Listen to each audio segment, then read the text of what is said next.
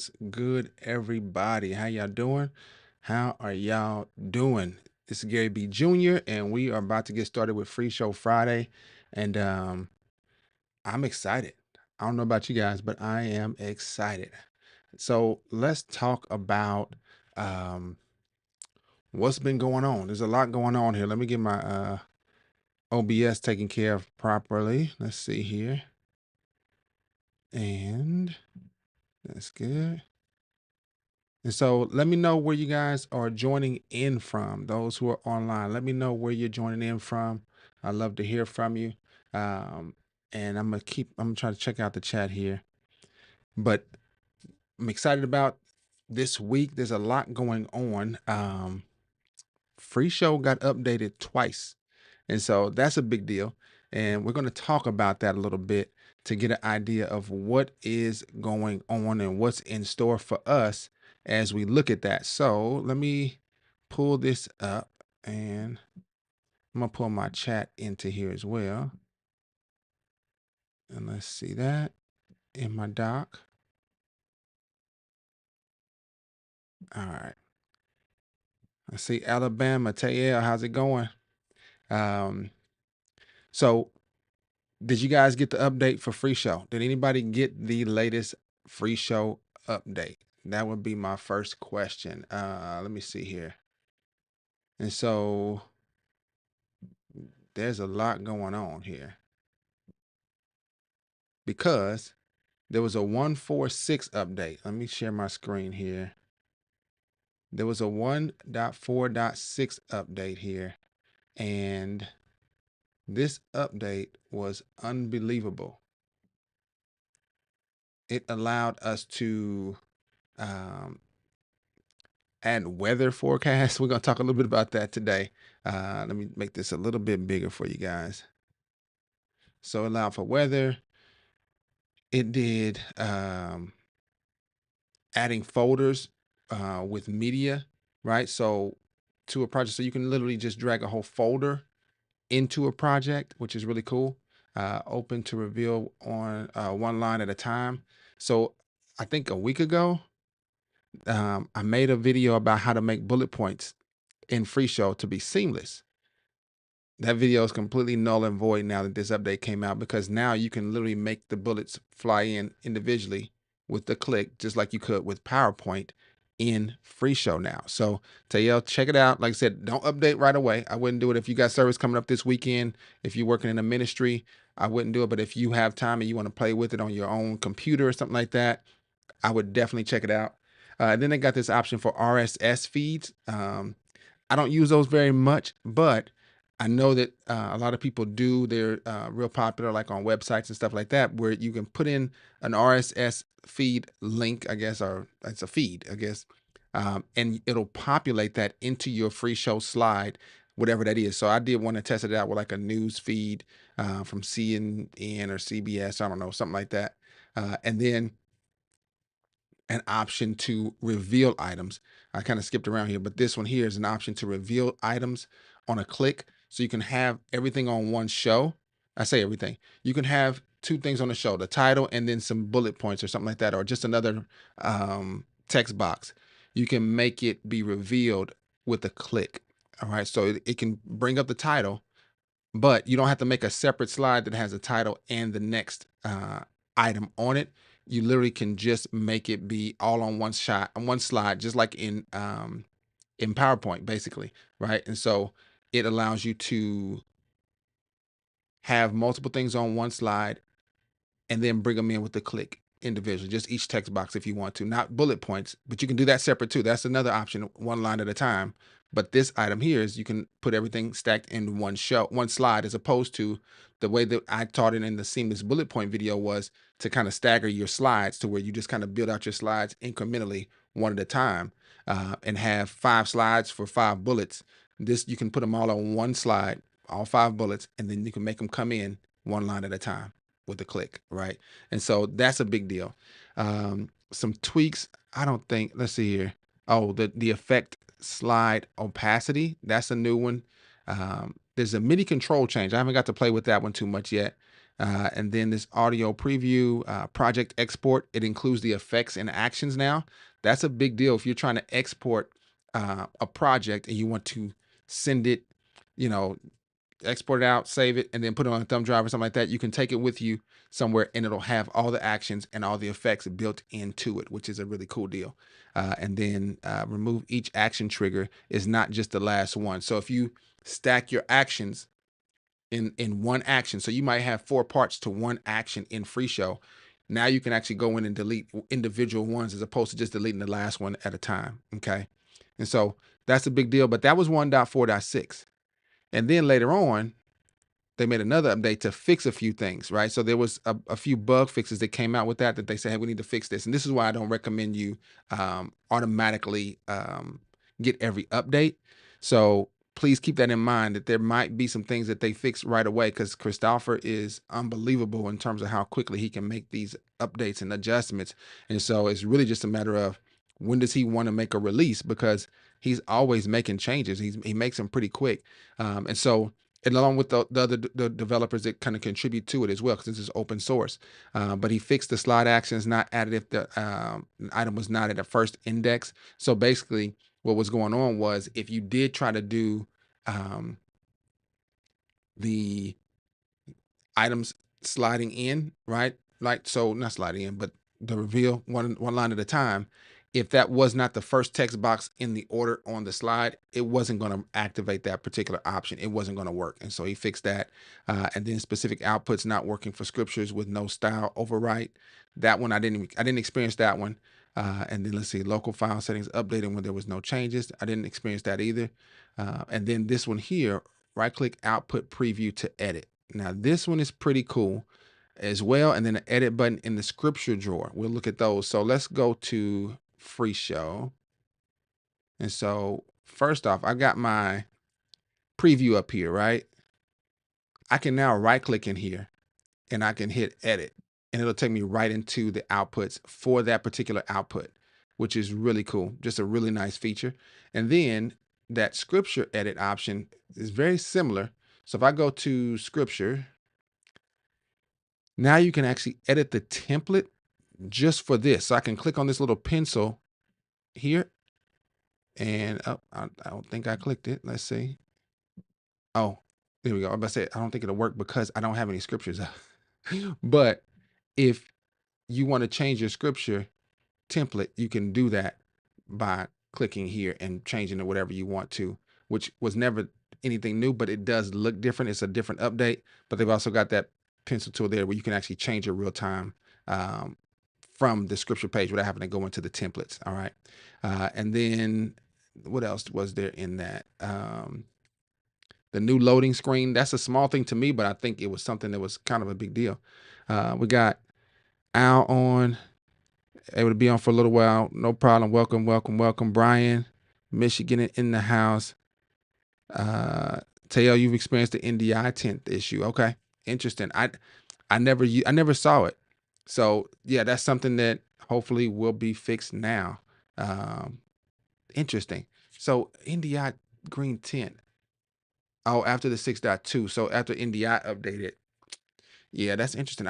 Hopefully it didn't happen because I've been doing FreeShow Friday using NDI. So maybe it was happening. I just didn't notice it because I don't always go back and look at the details, but I can look at it on OBS and I'm looking at my screen to see, and I don't see anything that stands out, but it could be complete. All right. So that's the FreeShow updates. We got a lot of stuff to review. That was a big deal there. The other thing is we had some fun videos come out this week. Let me see here. I'm gonna pull up my channel here. Let's see. Can that go into there? No, it cannot. All right. Let's do it this way. I'll just drag it in this way. A few things that happened. Let's see. You guys can see that. All right. So late last night, I finished up a video called The Total Setup and Walkthrough of OBS and FreeShow. And I literally had my camera in the living room showing my television and showing me connect my television like it was a monitor in a sanctuary or a church or at an event. Like it could be a projector, whatever it is, but I had a monitor, a TV monitor, and then I ran that cable all the way into my office, into my computer, and then I connected that screen to my computer, changed the settings in my computer to make sure it was configured right, and then I went into FreeShow, changed the settings there to make sure it pointed to that monitor for my primary output, and so forth and so on. So it was uh, a more in-depth walkthrough. I've always shared my screen with you guys, but this time I shared my house. So my space where you can see a camera, a real live setup, and then seeing how it worked. And I was able to put that screen into the feed so you can see that real time as well in terms of how responsive Free Show is. And I think I was doing all that using 1.4.7. So from my experience so far, it's been very reliable, which is good. And then I made a video not too long before that about the fireworks effects. In America, we celebrate the 4th of July. So next week, there's going to be a lot of fireworks going on. Usually it is, at least. Where I live, they do it pretty regularly. Where I'm from, they would do it as well. And so you can do this effect in Free Show if you want to have a service and you want to celebrate and you want to make some fireworks show up. This will walk you through my favorite settings to setting them up in the way that to me is the best in terms of the best visibility, the best speed, and all that kind of stuff. So check those out if that's something you're interested in, along with the countdown timer setup. Now this is one of my favorites. So this one and the total setup were some of my favorite videos that I made this week in terms of how and what they do. um, so the countdown is just that. It was just walking through how to set up a countdown timer based on a question that someone asked me about how to make their countdown timer look different on different output. So for their live stream, they wanted it to look different than it did on their primary, and they also wanted to see it in their stage view. And so we set that up in that video. And then the BTS behind the scenes, you get to see. If you haven't seen that, then you don't know what I'm dealing with over here. You get to see all my little setup on my desk of how I got my tablet over here, my soundboard over here, my camera right there. So if you want to see some behind the scenes, feel free to check that one out. And then back up and restore. I told you this has been a busy week. Um, so backup and restore is a feature that's been a part of Free Show for since I've been using it for the past 6 or 7 months, and they've made some adjustments in the settings. So if you want to understand more about that, there's some good conversation in the comments on that one. Some good questions that people were asking and things like that. But check that out if you have a need to make sure you back up your Free Show properly. And I gave some recommendations on the settings based on how I use my Free Show setup here, and you can do the same thing if you want to. And then we talked about adding chords in Free Show. Now, if you were part of Free Show Friday last week, you all taught me that. So, excuse me, this is not something new to you if you were here for the last Free Show Friday, but I went and made a video to um, kind of dialogue and document that in a way that was easy for people to access, whether they saw Free Show Friday or not. And then record and replay shows. We talked about that last week as well on Free Show Friday, just a brief overview of it. So if you have not checked out any of these videos, make sure to check them out if they're going to be helpful for you. Share with somebody that you know may need that, and we'll go from there. Let's see here. Al said, did you find a way to reset the timer via an action? No. Good question. I did not see a way that I could reset the timer as an like an automatic thing. So this is a interesting thought because my thought has to do with, are we using our timers wrong? I got a question about that I posed to you guys. And here's the reason why. I'm gonna go to Free Show. Let's see. Because truth be told, do we really need to I got this all hidden. Do we really need to use the timers the way we've been using them, or is there a better way to use them? That's the question. All right, let's see here. I'm gonna go to a show. So for whatever reason, my Free Show is not updating NDI. Let me see if I can go to something here. So I got a timer here. If I click on that, okay, let's see. It still is not outputting. I've been having some NDI issues with my OBS, and I'm trying to make sure you guys can see the title and stuff. And the question I have is, I wonder what is going on with it. So I see my live stream. Oh, I don't have the live stream. That's on me. That's on me. I don't have my live stream active. So I disabled live stream before I got started because I wanted to see the preview screen bigger. All right. So that's hilarious. All right. So this is that. Let's see if I can refresh. Will it show up now? I still don't think it's showing up. I got to update my OBS, you guys. Sorry about that. All right. Interesting. Let's do. And so the thing I was thinking about was, do we really need to do our countdowns to where they always are pointing towards just a countdown of a certain time, or do we need to make them count down to a certain time? Um, so let's see real quick. I'm gonna address this thought, and then you guys give me your feedback on it. And I'll start here, and I'm gonna go here. And if I made this be, well, let me make a timer first. I'm gonna make a timer that says towards a time. So towards a time. So let's say I said towards 12. Oh, all right. So clock 12 p.m. And I didn't know to go to 12. I didn't even do that. That's interesting. But I wanted to go to 12 p.m. All right. So I would say create, and then I'm gonna make this point to that 12 p.m. one. And so it's there.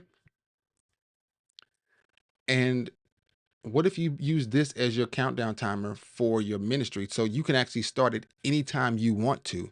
And let me pull it up. It's not showing up. All right. So you could start this anytime you wanted to. Uh, I got a setting on here. Let's see. Countdown timer, stage view. I've got an action that's active to activate when timer's ending for this 10-minute countdown timer. So let me edit that. So enabled, I'm going to disable that.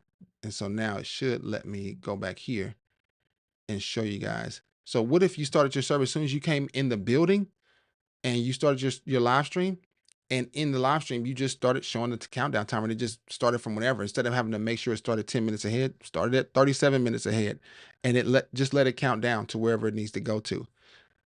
That was my thought.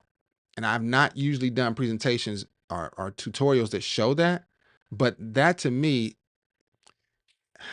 I'm not going to say it's better, but it is equivalent, and maybe to me just that much better. I'm gonna say, like, I know we like to have those clean clocks. We like to have a 10-minute or a 15-minute or a 5-minute, but from a media team perspective, I was having a consultation with a media team, a church in Kansas City, and they were talking about how not sporadic, but spontaneous sometimes things are.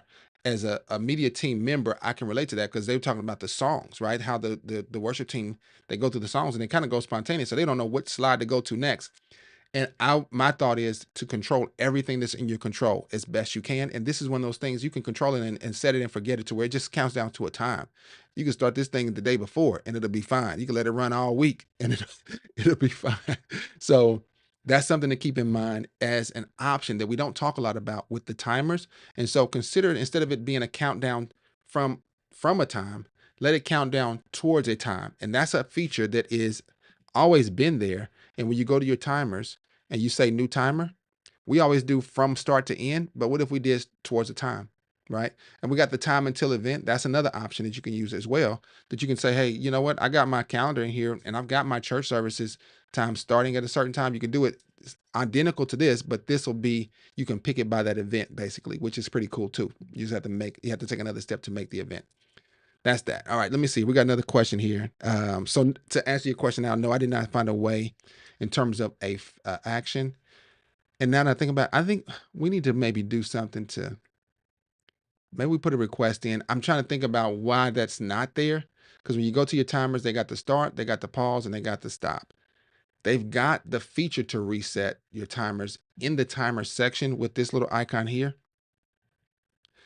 I don't know if there's value in there being a reset action when I know I can go here to do it. And that would be the hard thing, to try to convince Christopher that that's important, because that is a deal. Like, you don't want to load down or bog down the interface to have so many different ways to do the same thing if you can help it.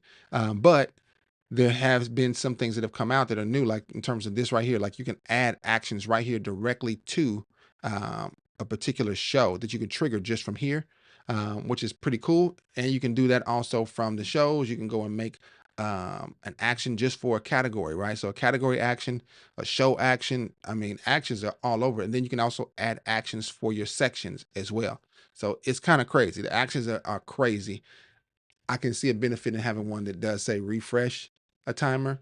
Um, but yeah, interesting.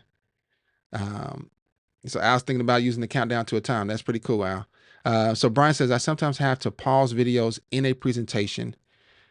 Is there a way that you can cut up a video without using a separate software? Or can you use a timer or other way? So sometimes I have to pause videos in a presentation without using separate software. I think I understand what you're saying here in terms of like setting basically like a cutoff time for the video to stop. That I don't know is an option. You can use a timer or other way. Sometimes I have to pause videos in a presentation. There's a way that you can cut up. And so when why are you pausing it would be my question. Why do you have to pause the video? Is it to allow the speaker to speak, right? Like the pastor saying, pause it right there, and then they want you to start it right back up, or are they saying pause it because that's all I wanted to show? Because I see you saying that you want to edit it, um, or cut it, can cut up a video without using a separate software. Let me know what you're talking about with that part, Brian, in terms of give me a little bit more color to the situation. I'm curious now about what that would take because there was a video I came out with. Let's see here. There was a video about video settings. Let's see it right here. So you can start your video when you want with time markers in FreeShow. This one was a big one. Um, but no, I get so for Vacation Bible School, that's cool. So why are you pausing? Why do you have to pause it though? That would be my question. But I would check out this one. This one allow you to start a video wherever you want. So you can literally put a marker where you want to start and you just click on that marker and it'll automatically start there, right? So let's say that like in that video I talk about it. So you can look at it. I don't want to go over too much, but if the person that gives you the video says, hey, I want to start it at 2 minutes and 30 seconds, you can go in and make a marker there to where you can just click that and it'll automatically start where they wanted it to. And you can kind of preset that, if that makes sense. So I love that you're talking about it for Vacation Bible School. And so if I were to go to my videos, let's just find a video.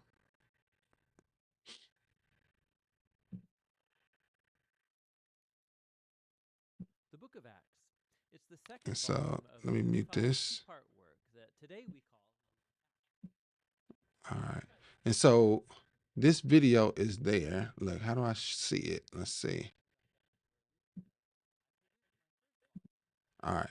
So down here, let me pause it. So I got the video playing. And so you saying you don't want to pause it like that. You don't want to go into FreeShow and actually pause it is what I'm hearing you say.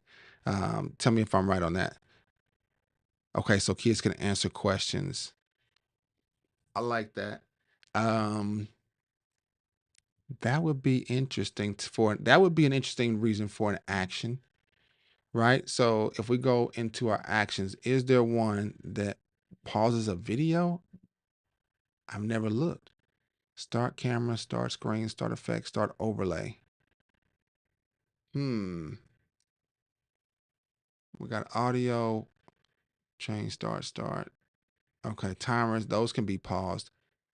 That would be an interesting, Brian, I think that would be something that I would recommend as a GitHub request to say, hey, can we add an action to pause a video? And then you can assign it to just a letter on your keyboard. You can assign it to the P, for example, right? So you can just press P real quick and you know the video is going to pause. And then we need another one to resume, right? Another action to resume it. If I look here, I'm just making sure I don't miss anything. Start show, that shows media. It would be here, right? Interesting.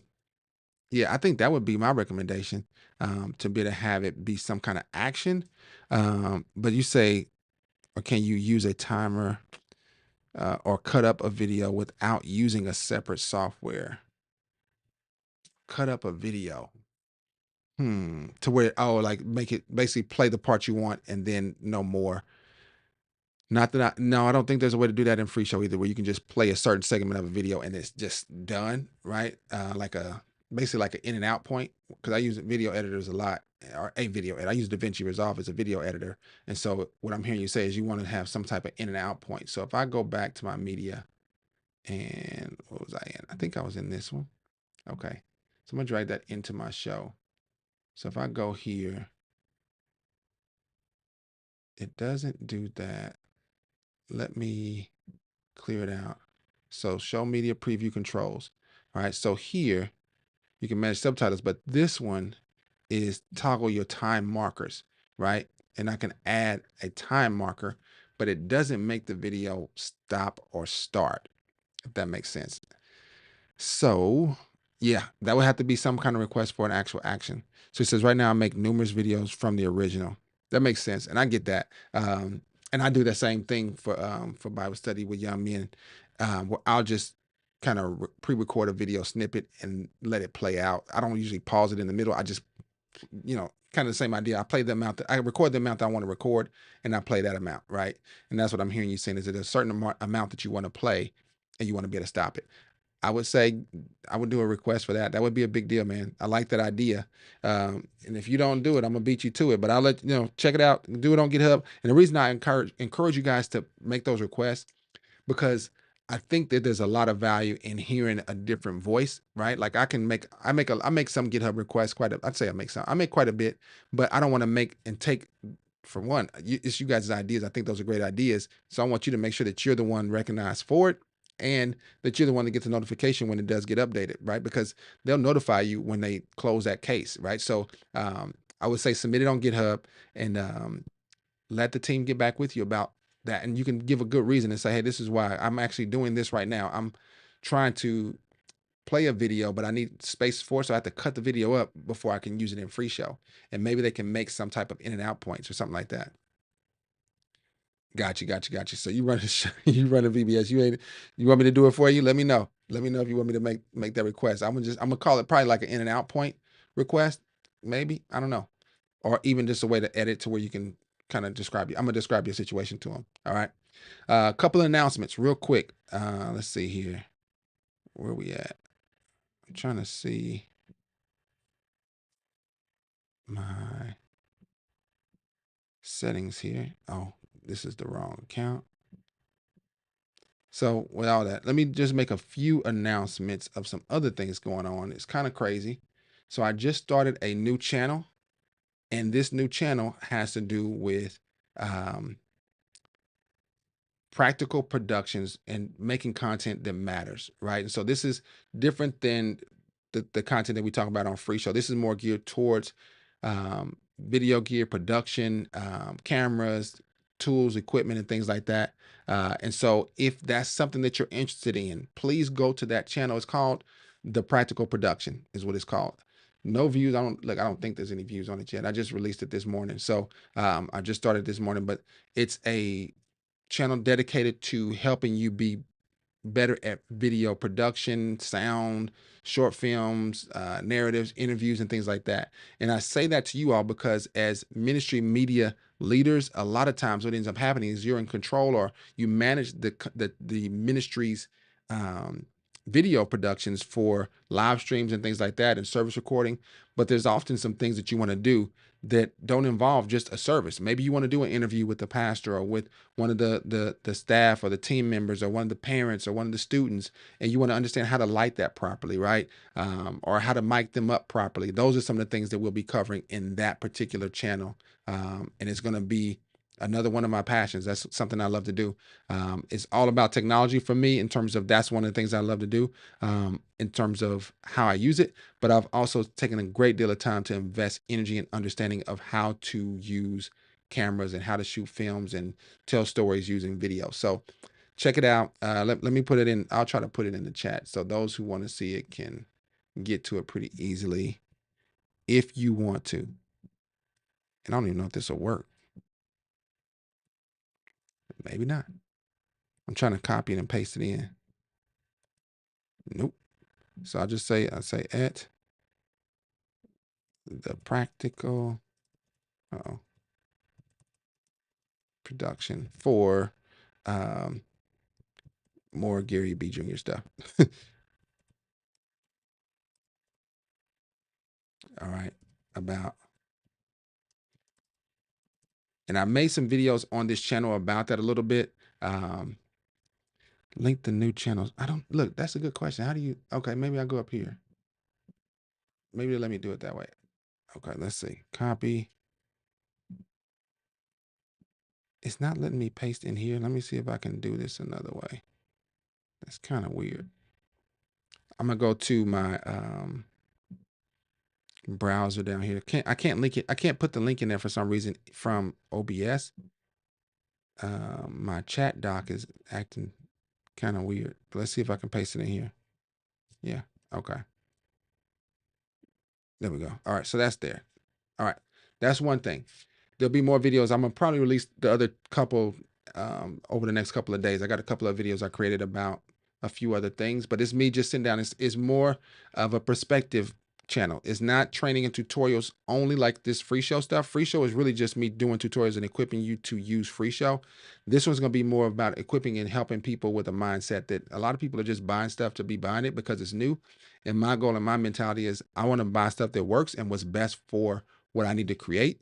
And if that's something you're interested in terms of finding the best, I don't tell you what cameras to get. I just want you to understand what you need in the camera that you do get. So I give you some tips on what to look for and how to find it, and some websites on best places to find it. Another thing, there's been an update to the No Nonsense Beginner's Guide to Free Show. Many of you all have downloaded this or paid for it. Thank you for your support. This is a great way to support this channel, is to go and buy the products that I have on my website. Definitely you can subscribe if you want to. The best thing is sharing it with somebody that you know will be blessed by it. But this has been updated to be streamlined. So there have been a number of people that have taken this course and they paid for it and they were like, Gary, I really didn't want it to be that long.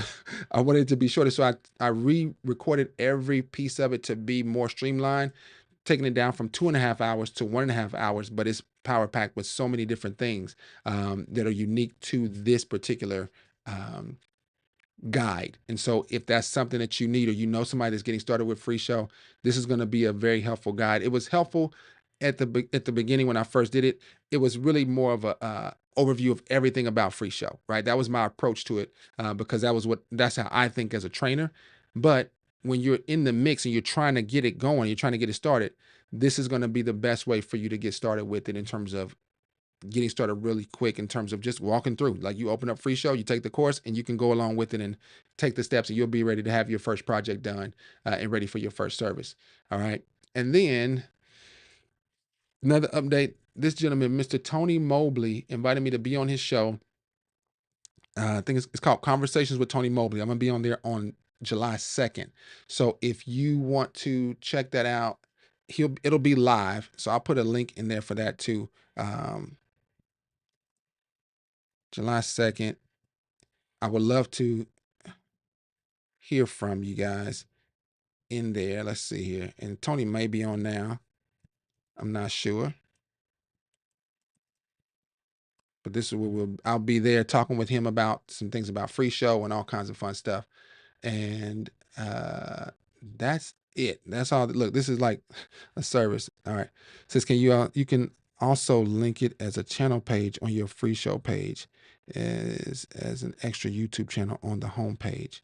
Oh, that's a really good idea, Dwayne. I don't know how to do that. I'm gonna have to figure it out. That's a good point. I'll check that out and do something like that, hopefully sooner than later. Very cool. All right. So with that, let's talk more about free show. Any questions you guys have about it, let me know. Or any of the other stuff we talked about, that's fine too. But specifically today about free show for Free Show Friday, the first thing I want to talk to you guys about is understanding show views. Now, this is something that is pretty cool in free show. I'm gonna go to something else that doesn't have so much activity going on the screen. All right. And so the show views is something that I think is really helpful, because what it does is it allows you to change the look of your free show, right? The songs, the presentations, the lyrics, whatever it is, for what best suits the time and the situation that you're in. All right. So if you have FreeShow open, you can do this with me. But if you right click on this little, mine looks like a grid right now, and when it's in this grid view, it shows you the group. So this is a pre-chorus. It shows you, excuse me, all the tags in terms of any actions or any backgrounds tied to this. I got a recording tied to this particular slide, and you can see all that, right? And if I scroll down, the only thing I can see in this middle section is the lyric presentation of the show that I'm in. I can't see the next show by scrolling down, all right? But if I go here and I right click on this, I got another option that says list view, all right?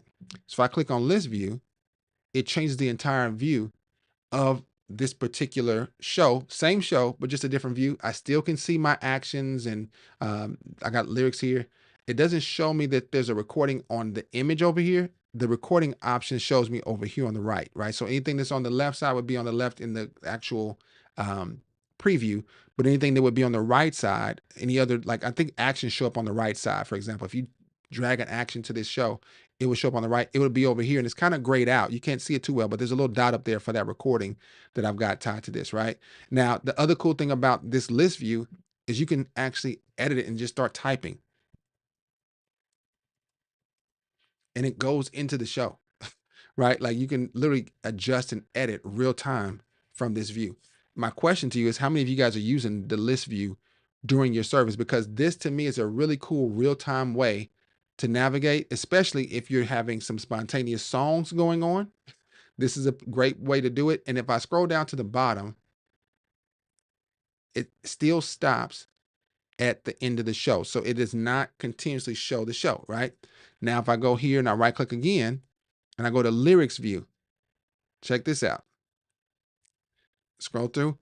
There's no images or graphics to display, like a preview of the graphic. No visual of what the background is going to look like, but it does have all the characters in terms of the actions or functions tied to that slide on the left and the right still. And then I can see the lyrics. I can't change these lyrics as far as I know. There's no way to actually interact with this. And I don't want to start it because it'll start playing on its own, but I'll do it. I'll start it. Look, I'll start it. So let me stop the recording. All right. And we'll stop the music too. All right. And so there's no way to interact with it in terms of typing and making changes or edits real time, but it gives you another view that you don't have to worry about the boxes. So it's a really cool way to go through and you can, you still arrow to the right. It makes me feel like I want to go arrow down, but you can arrow to the right and you can get through your slideshow in that way. All right.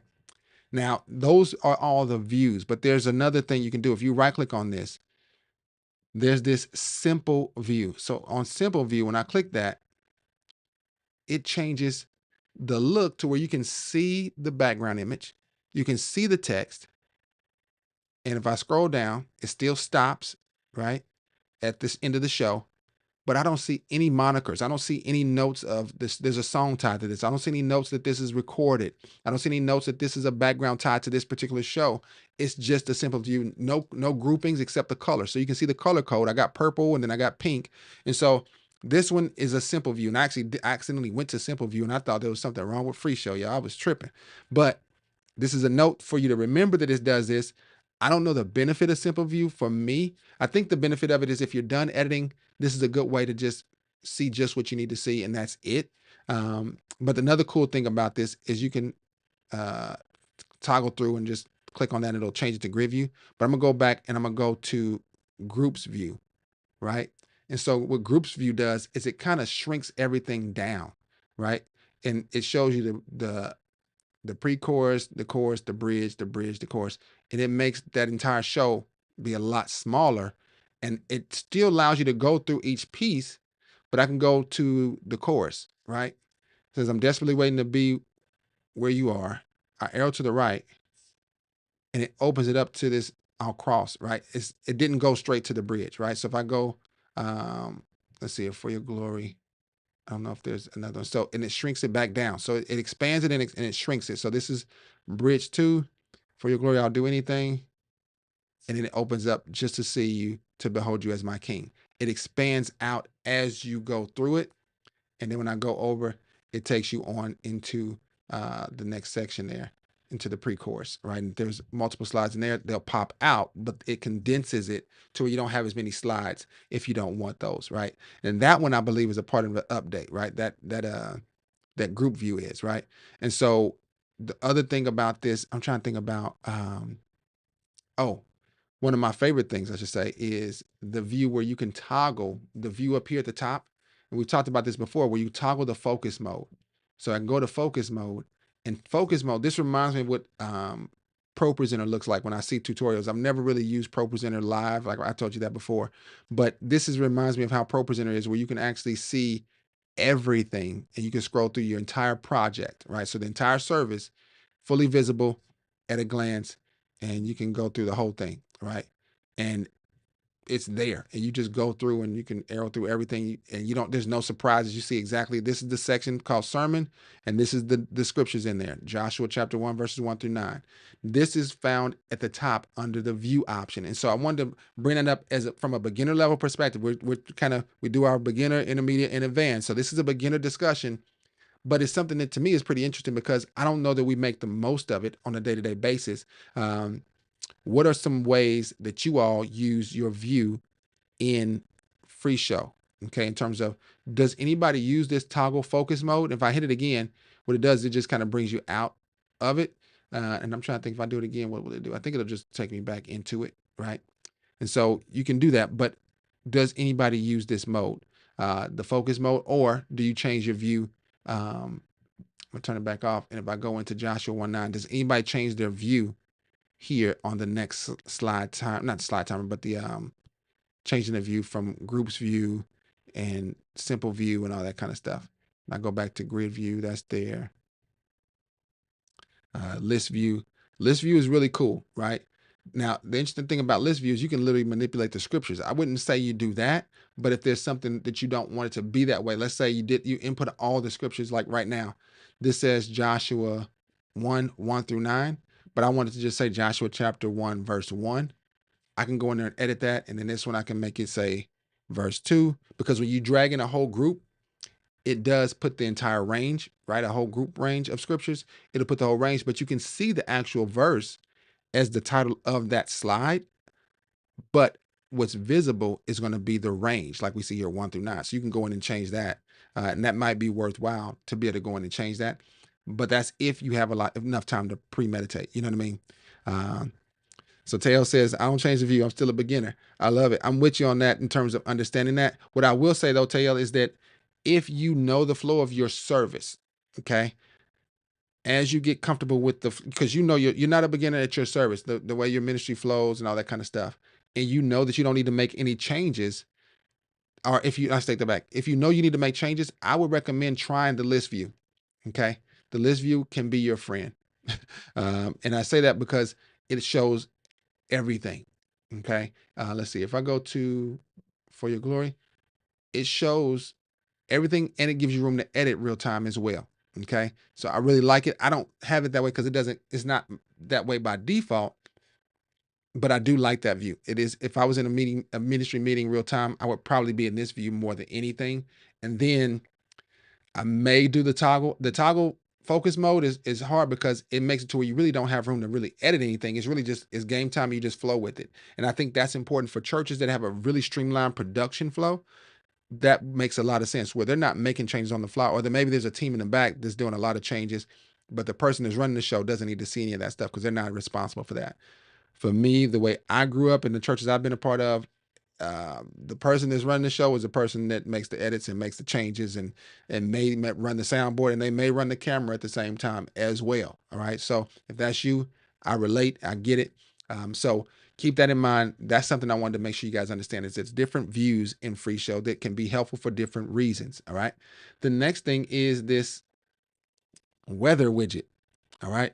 This weather widget is interesting. So the weather widget allows you to go into free show, and let me go into, I'm gonna look this view. I'm not used to it, so I want to change it to be what I'm used to here. All right. And I'm gonna go into overlays. I believe it's not. I don't even think it doesn't have to be an overlay, but I'm gonna go into a slide. We'll go into This has a recording on it too. We'll go to, if you had like a presentation or something like that, it would make a lot of sense. But I'll do this right here, just this. No, I won't do this song. I'll do this here. All right. So let's say I wanted to edit this particular presentation. All right. And so I can go into the edit mode and I can go in and add in an option called weather from the items, right? So in the slide edit page and in the overlay edit page, you can go in and add an item, and that item could be called weather. You click it one time and it pops up, and all it does is it asks you for how big you want it to be in terms of the actual weather characters or images that you'll see. And it's 3 characters or 3 images that show up. And they could represent 3 different days, or I think like 3 different hours, or a couple hour difference. You have to dictate the latitude and the longitude, and then the Fahrenheit and the how. That's where you can determine if it's going to be a number of days or just a number of hours, the long range. All right. And so where I'm at, I use Fahrenheit, and then we need to get a location. So I'm going to do um, Daytona Beach. Let's do uh, Daytona longitude and latitude. All right. And so it shows you here it's 29 degrees, 29.2 degrees north, 81.019 west. All right. So north, east, south, west. Let's see here. On the look, let me make sure I get this right. All right. So on the west, that's going to represent a negative number. All right. On the east, that's a positive number. All right. The north is a positive number. The south is a negative number. All right. So down here, you can see 29 here and then negative 181. It doesn't say east or west. It just gives you a negative. And that's what you have to put into FreeShow. So I'm going to copy this 29. All right. And we'll copy that out. And I'm going to go back into FreeShow for my latitude. And I'm just going to paste that in. And I'm going to go here. It only takes the 2 characters after the decimal, even though there's like 5 or 6 on this. So I'm going to copy this negative 81, paste that in, and boom. We now have the weather for Daytona Beach. All right. And then you dictate the size. I'm going to go into the weather widget here so I can make it be, let's say I want them to be smaller. So I can say 50, and then it'll make them smaller. And I can squeeze them in to be tighter and closer and all that kind of stuff. Stretch them out. I like them a little bit bigger though. That was pretty cool. This could be helpful if you have an opening countdown timer. We talked about that cool timer where you're counting towards a time. You might make a slide that just has the weather on it. Okay. And it just shows what's currently the weather. This is showing every, I don't know what this, every 3 hours, 3, then 6, and then 11 p.m. Right. And when I go to the show and I select it, it just looks like the weather, which is really cool. Okay. And now here's the deal. It's data from Norway. Now, what I've experienced in the area I live in, it doesn't exactly line up to what I see on my phone. It's usually off by a couple of degrees. It's not drastic, but it's just different than what I'll see on my own weather widget on my phone. And so keep that in mind when you're using this. People may have some concerns. They may voice something to you or whatever it is. It may be a little bit off from what you're using, at least what I've experienced on the American side of things. It may be completely and absolutely accurate on overseas in terms of in Europe and Africa, wherever it is. But keep that in mind that this is, I don't know a way that you can change the data center that it's coming from. So it's coming from Norway, which is up where the developer is from. He's from the Netherlands. So really cool. I love that feature. That's something that's more of an intermediate feature that you can figure out a way to intermingle it, right? So it might be something you use as your opening countdown slides and maybe even a part of your closing slides, right? That you can show that to just give people an update of what's going on and what they can expect on their way coming in or going out, right? Or what's going on the weather, whatever. I wouldn't necessarily see it being something that would be a part of a ministry service in the middle of the service. But for an event, right? If you're doing like a conference or something like that, it could be really helpful, especially if it's non-ministry related. It's just a regular event, or even like in schools, like the use for it in schools, I think is really cool, or in government facilities, city hall type spaces. That's a really cool feature that makes this program just more universal, which I love. I love it. Um, hey, Christopher joining from Norway, where the weather center is up there. How's it going, my man? um, we're talking about your cool weather widget that you came up with. I don't know how that came up. I don't know if somebody requested that or not, but um, I was telling them my experience, Christopher, is that it's not accurate where I live in America, in Georgia, but it's only off by like a few degrees. And I don't know, is there a way we can change where the weather center is to where it's from a center that's closer to where you live, right, or where we live? Individually. Some people are in Africa, some people are in Asia, some in America. Is a way to make that different? Would be my question. That's all. All right. Um, so if you have ideas of how to use that, put them in the chat. I'm curious. Like I said, I love it because I'm working on some stuff. I can't release it yet because I have not finalized. I want to talk to some local schools. If you work at a school, I would love to hear from you. Send me an email, because I want to do some discussion with you about ways that we can intermingle free show into the flow of a school system, a school, um, just the school building type setup, right? I've seen it. I've seen ideas and ways it could be intermingled in a government facility, but I know those type of situations have an IT team, right? They have a IT management system team set up and an IT person or whatever it is. And the question I would have for them is, what are they currently using? Which I don't know. And that's where you would help me out. If you are actually working at a school, or you have a spouse that works at a school, or a cousin or something like that, I would love to hear what they currently use and how they do it, and how Free Show can help. So, Christopher says, I could not find any other that was available for free. So not at the moment. No worries, my man. No worries at all. I still love it. I love the idea that it's there, and it works. Like I said, it's very reliable from what I've experienced with it. I like the flexibility of it and all that kind of stuff. Now, Christopher, now that you're here, you didn't open it up. I'm gonna go back a little bit. We talked about a feature. I believe Brian was having a question about. You can see it in the chat. He was talking about Vacation Bible School, and he's playing videos for the young people, and he wants to, let me see here. uh it doesn't let me, I can't copy him out. Oh, let me see, maybe I can. Nope, can't copy it out. But he wants to be able to play certain snippets of a video, like to where it'll start at a certain point and end at a certain point, and then it stops playing so he can actually have a conversation with the young people, right? Ask questions and so forth and so on, and then start it back up, or chop the video up in free show to where he puts I would say, for me, visually, I'm thinking about it, I could put in 4 instances of that same video and have them have different start and end points, and I would be completely cool with that as well. In video editing programs, they call it an in and an out point, where it'll start at a certain point and end at a certain point, and it won't go any further. um, the other thought we were talking about was, is there a way to maybe add a function that just pauses the video? Because right now, if we go into the actions, um, and this is like, I'm glad you might just say, yeah, this is, it's already there, it can do it. But is there a way to pause a video? I see play, slide, recording.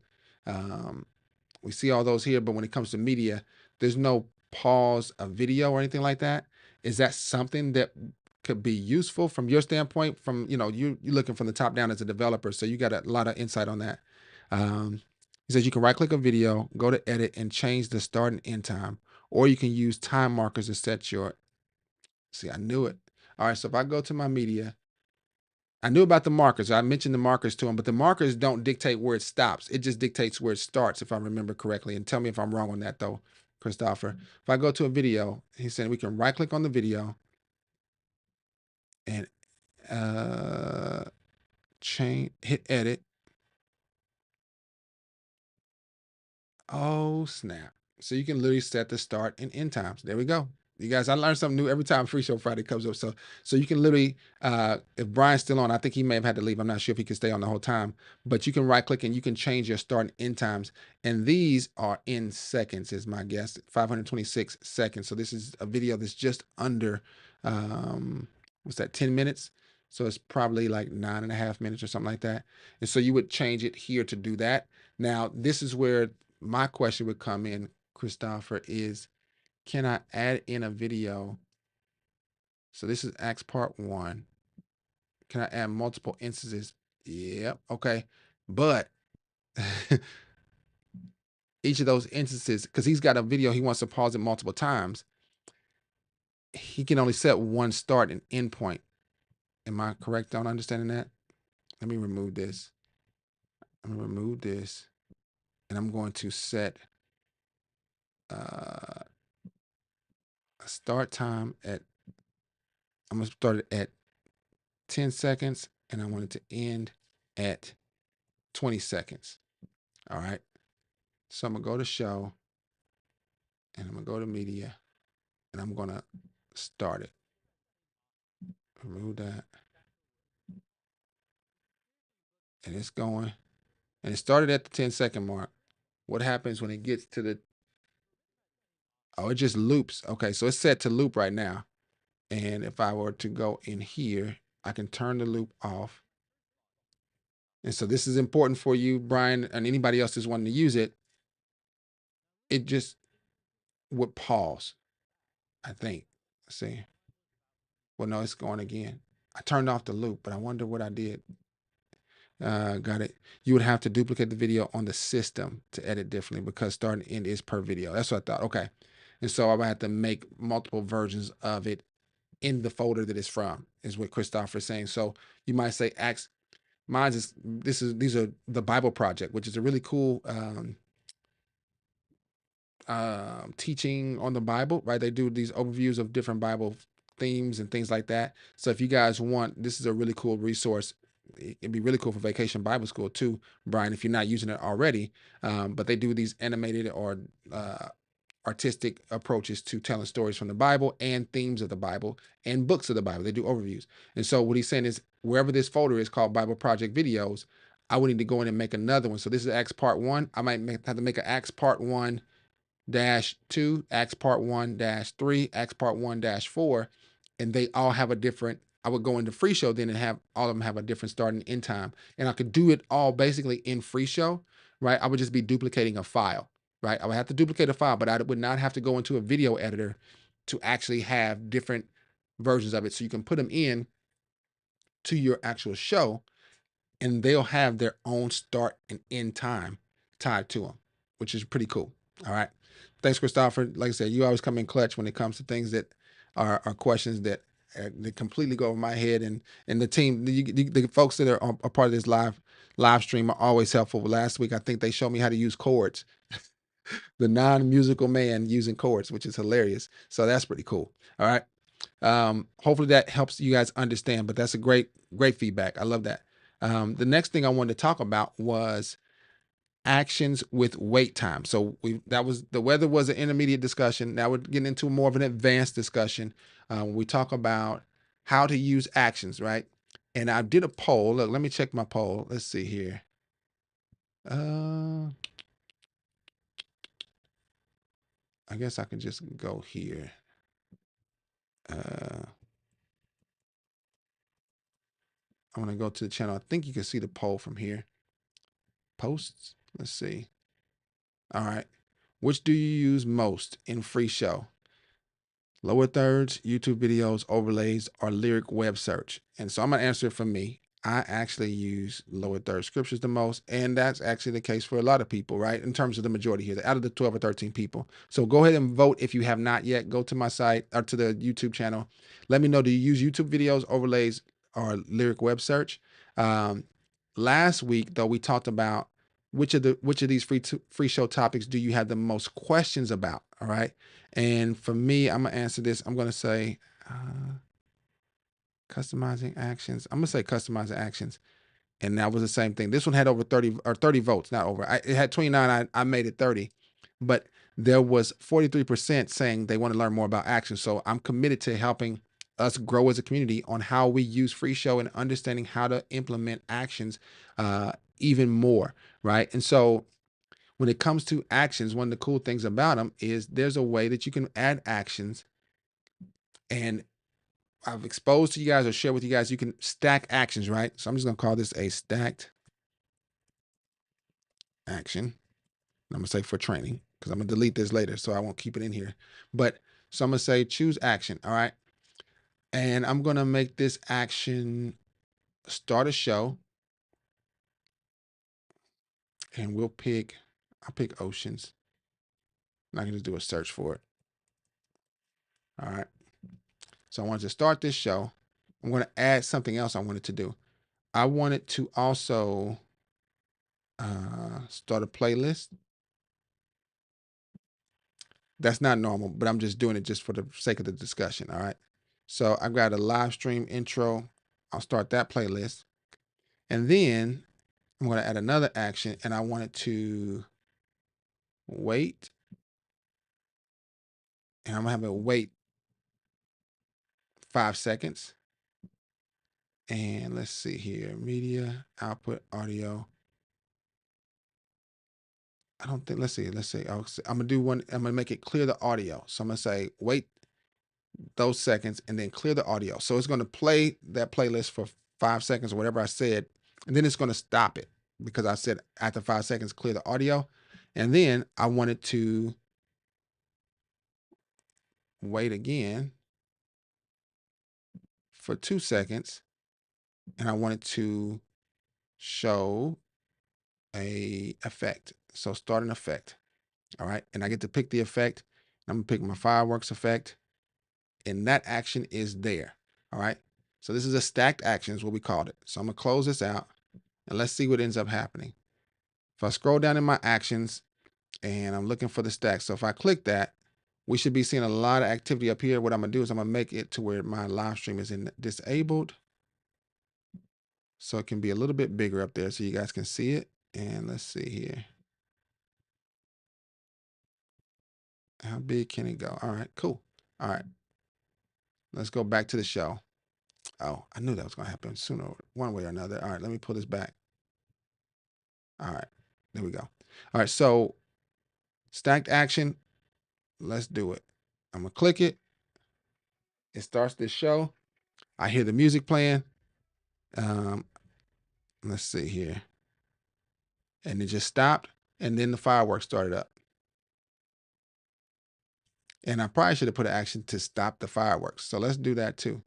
So, because those fireworks go on forever. So I'm going to go to edit, that stacked action. I'm going to say how long I want those to wait. I'm going to let those play for 5 seconds. And I just hit the plus sign to go to 5. And then I'm going to do clear the overlays. And that's going to make those fireworks go away. All right. So we'll clear this out. I'm going to clear all. All right. And we'll do it one more time. So stacked action. I can hear music playing. And let's see, let you guys hear a little bit. And it's going to stop. It just stopped. You saw the audio stop, and then the fireworks are going off underwater, and then they just stopped after 5 seconds. All right. And that action is something that you can set it to say, okay, I want that to happen at a certain time. I want to edit this and I want to trigger this. I want to set a custom activation that I don't have to hit the button for the action. I don't want to have to go down to my functions. I can go here and you can say, I want it to start on startup, right? I want to activate it on a MIDI signal, or I want to start it when a video is ending or on a slide click or something like that, right? You can do it that way, or you can literally just drop it into a section, right? You can, or not drop it, you can drop it onto a slide, you can add it to a section and it'll automatically start at that point as well. So I can go to my sermon, right? So maybe I want all that to happen right before the sermon. So I can click on this section called sermon, go to options. I can hit the drop down under the current and I can find my stacked. These are in alphabetical order. There's my stacked action for training for us. And I can have that there. So when I arrow past that section, all those things are going to happen, and they're going to happen, and then they're going to end at the time that I set them for them to end. Okay. And so that's something that I think is really cool, that I want us to understand that it works really well. Let's see here. Oh, I see your question, Rick. We'll get to that too. But it works really well to use it, especially when you have a use case for it. And you can make it wait for as long as you want. You can make it wait 1 second. You can make it wait 30 seconds or whatever it is. I don't know, 100 seconds. It's up to you. All right. So we got a question from Rick. Let's see here. Rick said, someone in the Facebook group asked about using FreeShow with Aircast. I directed him to you since you use a Mac and I don't. Okay. They said my pastor likes to use his Mac to present on the big screen, like Aircast on Pro Presenter. Where you can mirror your computer to the screen. Is this a thing? And I'm gonna defer to Christopher, but as far as I know, that is not a thing in terms of sharing it that way, but NDI is a thing. Okay. So what I would say he does is he have his pastor download, and Christopher just completely interject if I'm off base. But one solution of this, I'm gonna say, I'm not gonna say I'm off base, but if you have a better solution, I should say. Well, one solution is to use NDI. Okay, so his pastor can download NDI tools for free. And so I'm gonna go back to my Daytona Beach longitude. Um, let's go to NDI tools. All right, and so if they've got a Mac, so you go to NDI tools for Mac. You can click on that, and it shows you all these different things. All right, so you got a virtual input, you got a video monitor, you got a router, and all this kind of stuff. Um, let's see here, scan converter, your window to NDI signals. So this brings in the signals. Elevate your webcam conference experience. A virtual input, and I'm trying to think about which one of those it would be. Test patterns, no. Maybe access manager. That might be, it says streamline the NDI source management. That may let you do it to where you can just share your screen from your computer. And then in OBS, have that show up and mirror it into, I say OBS, or in FreeShow. You can just go to FreeShow into your media, and you can go to screens and go to NDI, and it'll pull up any screens locally on the network. So if his pastor's on the same network, his NDI screen would show up there. That would be a way to consider it. Using Aircast, I don't know that actually does anything when I think about it. Yeah, that's fine. That's great. That's great, Rick. I would say that would be my first thought, and like I said, I'm yielding it to say if Christopher has an idea, he would share it too, to solve that. I think that's been a question that came up some time ago, maybe on Reddit or on GitHub, and I don't remember the answer exactly. He said NDI would probably work. He's not a Mac user as well, but sure he could alternatively download a wireless virtual camera. Yeah, that's what I say, and that could be, he could just download OBS as well. I know OBS will allow you to share a screen and make it be readable through NDI that way as well. And like you said, a wireless virtual camera, that would be a way to do it. There's a lot of what are those things called? Like a little wireless, not wireless, but yeah, I guess you could say a wireless transmitter type thing. I think those are a thing. I don't use them I've never used one. And if I did, it was a long time ago with my phone, trying to get that to show on my TV, like an Aircast. I think Google had one. I forget what it was called. Maybe Chromecast. I think that's what it was called. I had a Chromecast device. So something like that could potentially work as well. A lot of things on the network, it could cause a slowdown for sure. Like I said, for that, I would definitely recommend everything be wired if you're using NDI. That would be my recommendation with any ministry that is, like I said, in this case, I'm not saying it's mission critical, but it is critical that it is timely and it's not delayed or staggered, like you said. Or if you got motion backgrounds, you don't want them to look choppy or anything like that. That would be the thought that I would have with it as well. And so the other thing though he could do is, let's see here. So you said he has using FreeShow with Aircast. He could just use FreeShow, right? Have his presentation in FreeShow and then have it be a connection, right? He can go into the connection settings and access it from the network that way, right? It's all still going over the network, so it's still that risk, but he can share his output make it show be output on the show, and then it could be wireless, I guess. But I would still say make it wired. But that's another way to get that connection to another device, and do it that way. That would be a thought. All right. What other questions do you guys have for me? That's a great question. Great question. I'm looking here. Let's see here.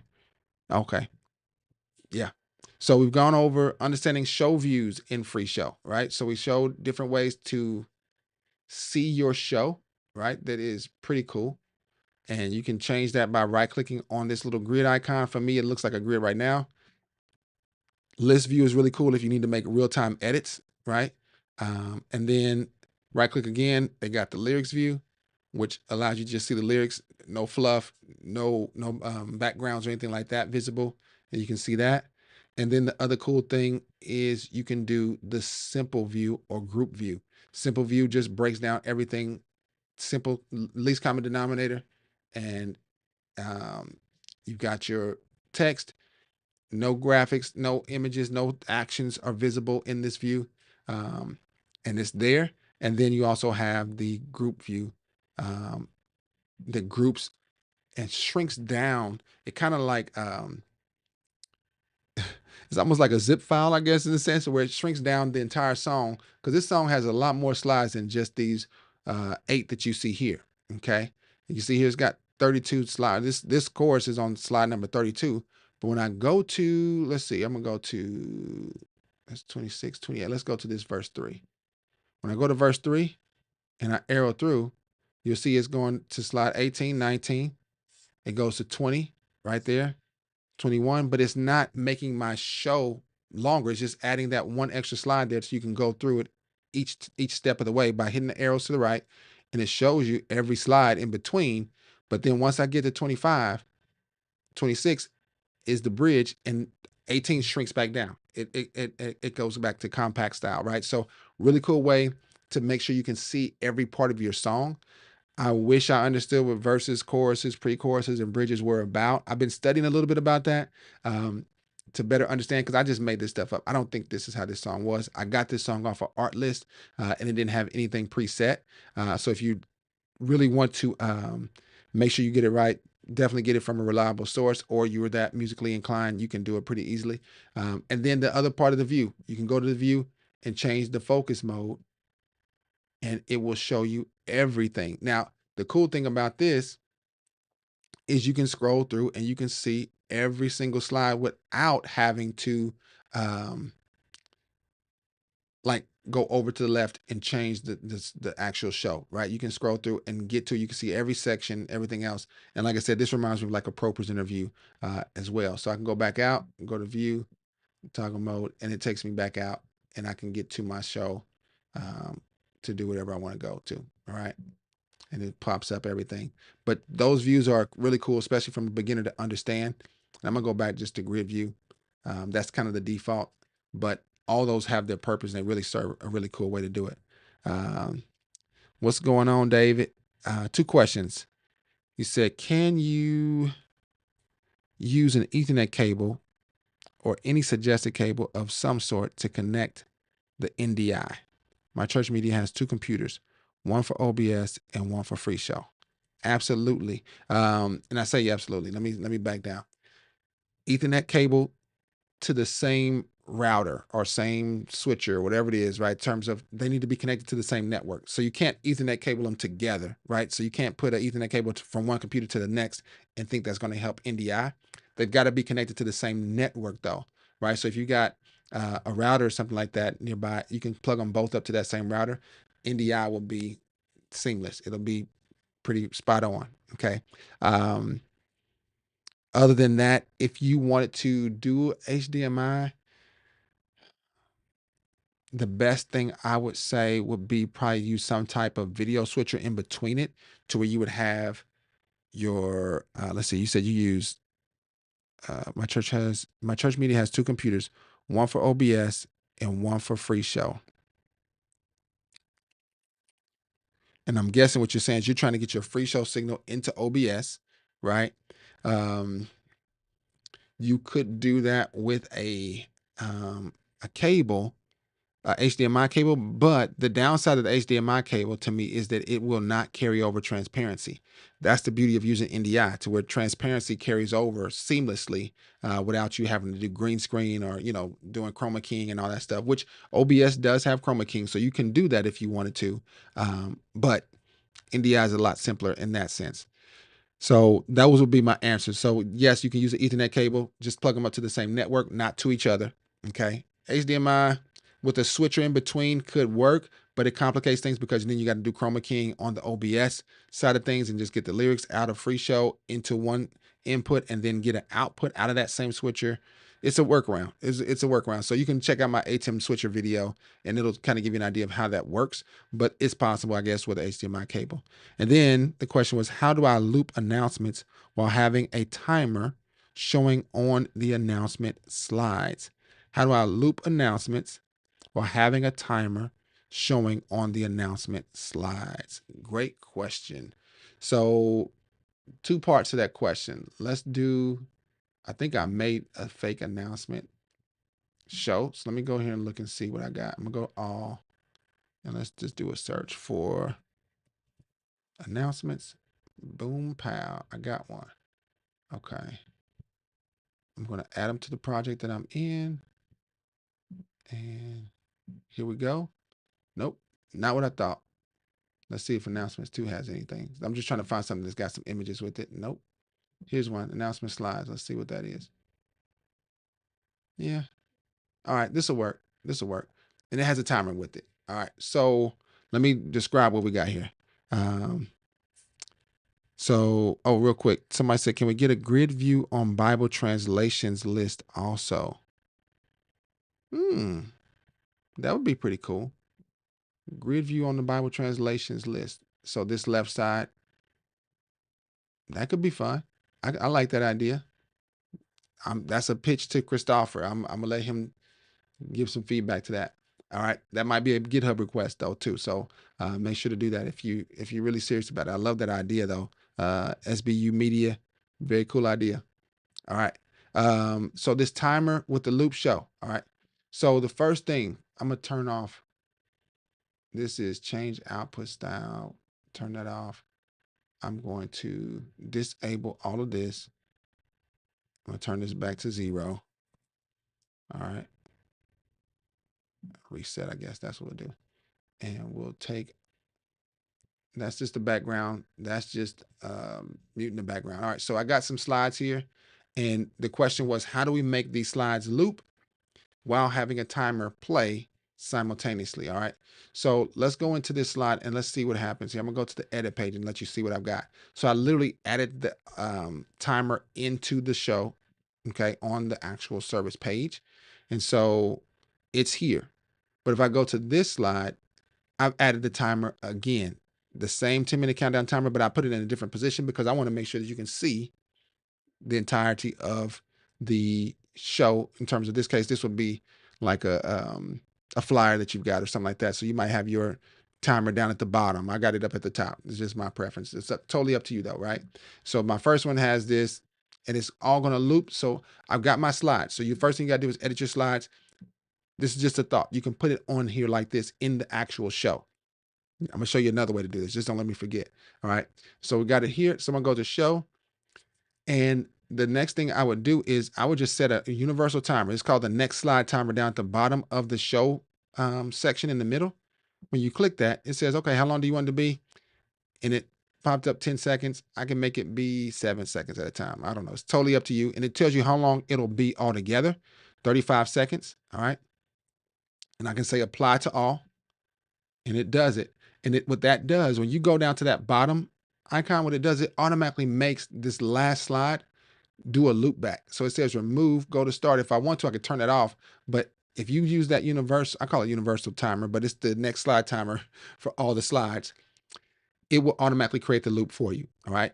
Now the timer piece, since I added the timer into my slides, I just got to go down to my functions and I'm going to start that 10-minute countdown timer over. I'm going to reset it. And now when I click it, because whenever there's a timer there, it's automatically got a start timer there. When I click this slide, it automatically starts the timer. And these are only going to show for 7 seconds each. And so when it gets to 53, it goes there. and that timer is showing up there, right? And when it gets to 7 seconds in, I guess that's what, 46, it's going to switch over to the next show, or next slide, I should say. It's going to keep going and keep going. And I won't clear the overlays, but yeah, I can clear the overlays so you can get that out the way.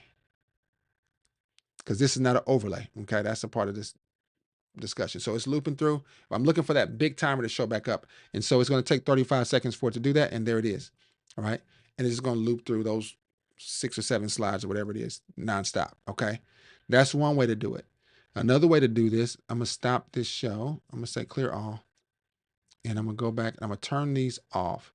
Okay. I'm going to just do reset. All right. They are a part of this, but I'm going to turn it off and I'm going to go to edit again.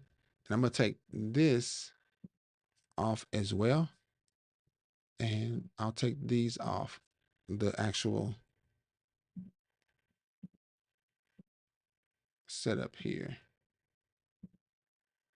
Okay. And you can just have no big slide that has the opening because it's not that necessary, especially if you got slides looping. That was just one way to do it because I had that there.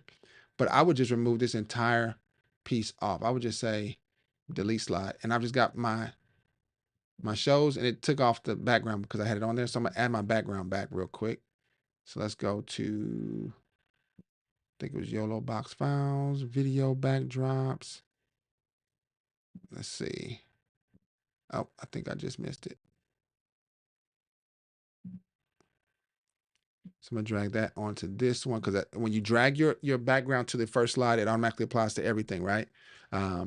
So in that show, and it saves it to that show. So that's there. Now I'm gonna go to my overlays, and I'm going to create a new overlay. This is my effects section, but I'm gonna go to, I got nothing in there. I got timers here. I've got a 10-minute countdown timer actually already made, but we'll do it again. So I'm gonna say new overlay, and this is gonna be 10-minute training timer. All right. And I'm just gonna put that timer in there. So I'm gonna go, it's in items by default. I'm gonna go to timer, 10-minute countdown is there, it's active and going. But this time I'm gonna put it in the bottom left corner. Okay. And I've got it set to where it's auto size down here. So it's on auto size. You can turn that off if you want to and make it be a specific size. We can make this be 65, let's say. Okay, so it's gonna be that small, right? And now I can go back to my show, still take the same step. I would still go down here and I would make this loop. Okay, and I will make it be, for the sake of this discussion, we're gonna make it be 4 seconds each. And that makes this really quick. So I'm gonna say apply to all. It automatically adds the loop back. And I'm gonna go to my overlay. So I'm gonna go ahead and start this show. So I'm gonna start that up. That's going. And then I would add in my overlay and I would just drag that actually onto here. Okay. And so let's go back to it. Oh, I dragged the wrong timer. Sorry about that, you guys. Hold on. So I got two of them. Let's put the training one, the one that's in the bottom. All right. And let's clear all. Oh, I need to refresh it. Let's see. I got to clear both of those off. All right. Now let's drag this up. All right. So I've got my timer. I'm going to refresh this and just click on that. And so the timer is just going down at the bottom and it's just an overlay timer. All right. And I just dragged it on to the show. So it'll start automatically when the show starts. So you don't have to worry about that. But with it being an overlay timer, you do have to trigger it somehow. So you have to actually make another action to make it say start the timer when the show starts, because with it being the overlay, it won't automatically do that.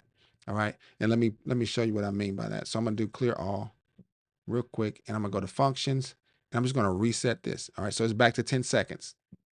If I start this show, that timer does not start. That's the only downside of this being an overlay that I don't like personally. And so that's why I encourage you to put it into your actual show. So literally go into the edit page and add them each to the show, because they'll automatically start if it's on the first slide. But I can go down here to my timers and start it, and it'll start.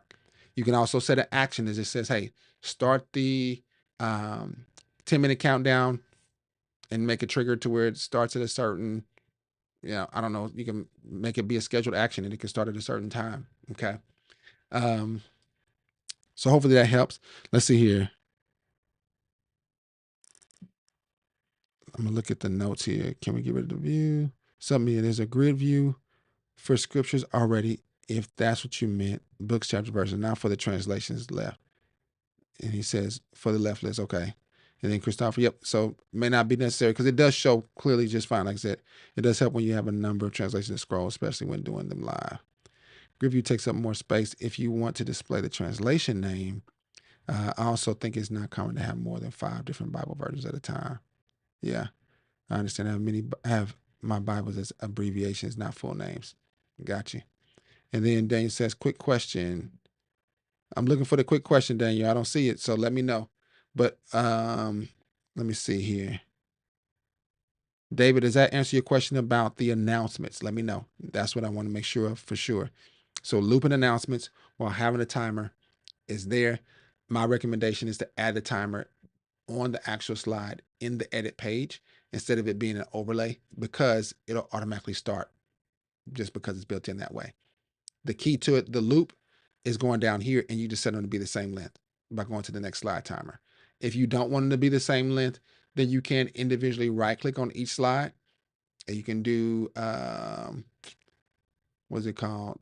Yeah, next slide timer. You can put that, you can go to that individually and do something with it.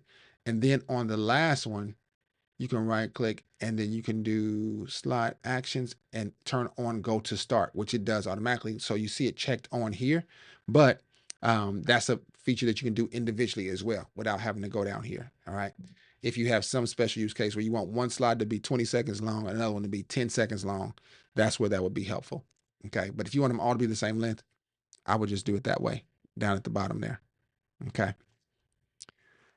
Let's see if we got any other questions. Okay, awesome, awesome. And then Daniel's question, I made a few folders for media files to organize them. The problem is if I want to back up, when I import the files, the files aren't imported in the specified structure. Okay, so good question. And I talked about this. Somebody asked about this, I think. I don't know if I talked about it, but I think in the comments. This is one of those good conversations in the comments. So there's a files option here. And you got the option to back up everything. That's there. But there's this other one here that says bundle all media files. And this is the one that you need to make sure you do. It says copy the media files from all shows into one folder. All right. And then you will have a media folder that you can point to on your other computer that should work that way. That should allow you to do exactly what you need.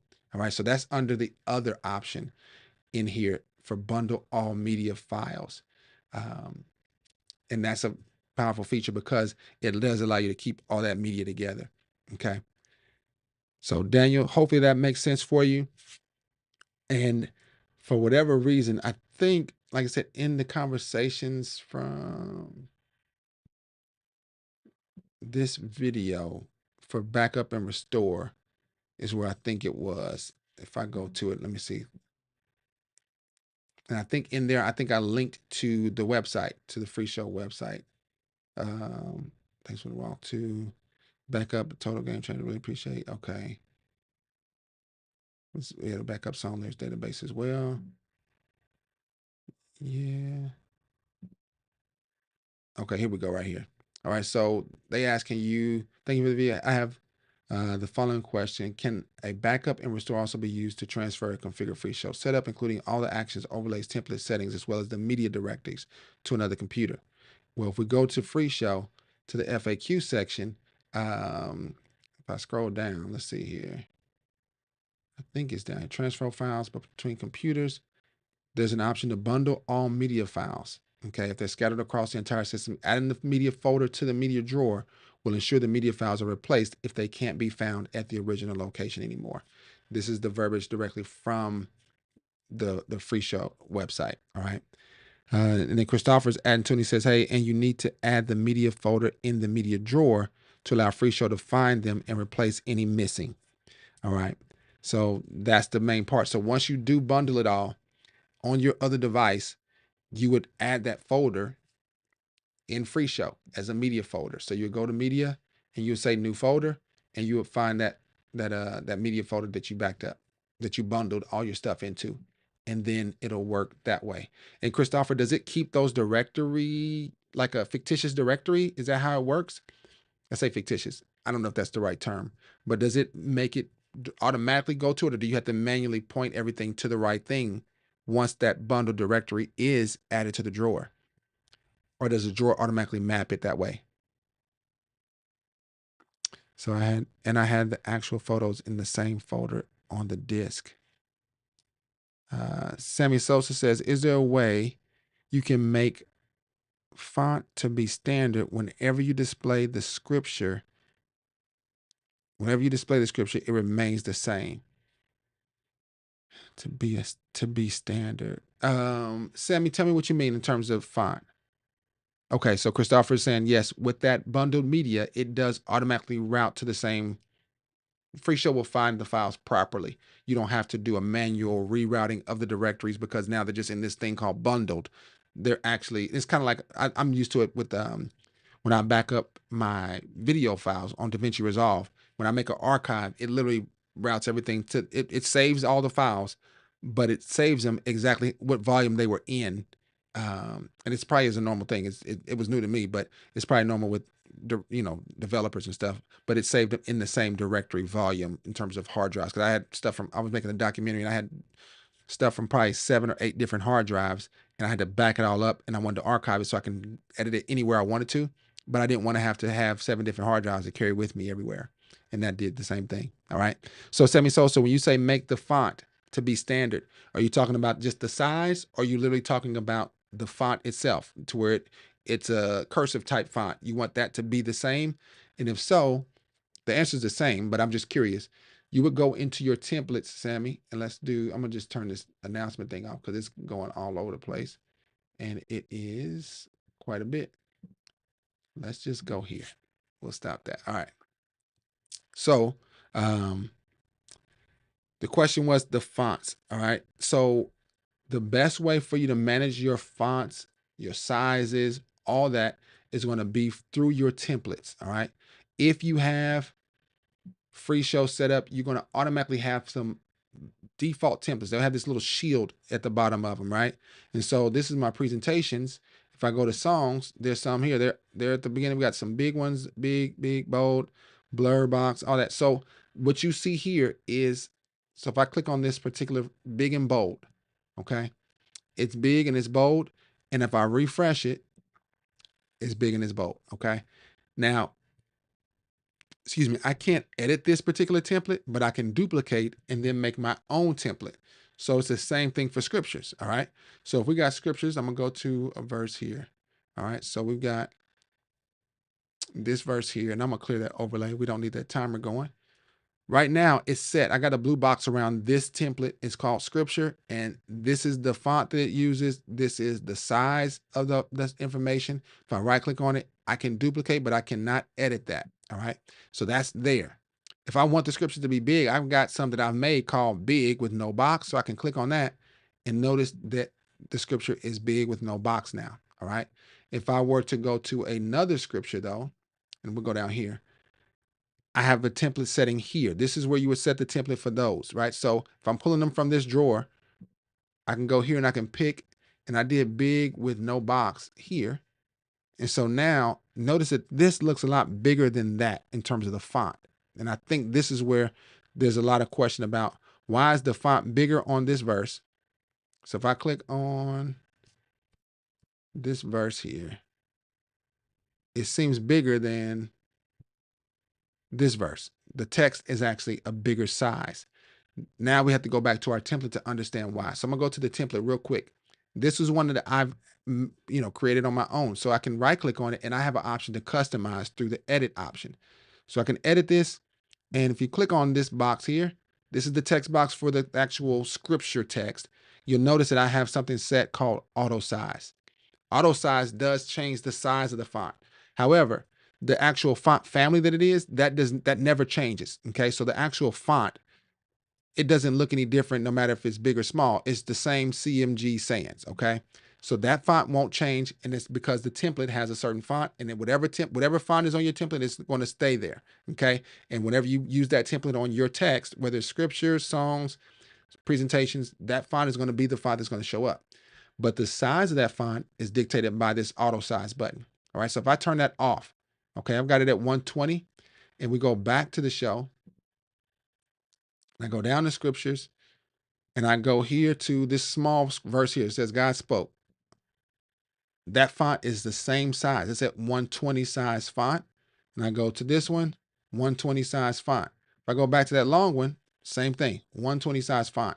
The challenge with not using auto size comes in if you get a verse, and I'm looking to see, I don't know if there's any. So here's one here. So this verse here is so big that it overlaps and it does not fit inside the text box at 120. Okay, the font I chose is 120, and I made it, hey, everything needs to be at 120 size font. I use auto size because I don't want this to happen. That's not to say it's the worst. It's one of the worst things for me as a media person to have where people can't read the scripture. That for me is a highly frustrating situation. So I don't ever want to put myself in a situation where people aren't able to read the Bible. Okay, they're not able to read the verse. And so you can do one of two things. You need to make sure that you edit your templates to where the size of those fonts that you use for your template. So you go right click on the template and hit edit. You got to make it to where it's going to always fit, right? So you got to go down pretty small. So you might say 75, let's say. All right. And I can go into the show and I can go back to my scriptures and I'm going to go to this verse and I'm going to go to this verse. Now that one fits. The one that was too big now fits, but now my font is all a lot smaller all the time. All right. And so that's fine if you're okay with that. I can go through. This is how big everything's going to be, 75 or whatever it is, 76 or whatever I selected. And that's fine. And that's a way that you can do it. Okay. You got to make it small enough to where you know it will never overlap or exceed the text box. Okay. So this has two things: the size of the font that you choose and the size of the text box that you create. Those two play a direct part. And you can alleviate both of those. You can set the box to however big you want. You can set the font to however big you want. As long as you turn on auto size, it will always fit. And so it's a quick fix. But if you have time, feel free to go in and make your show, and you can export everything out and, you know, right click and convert it to a show.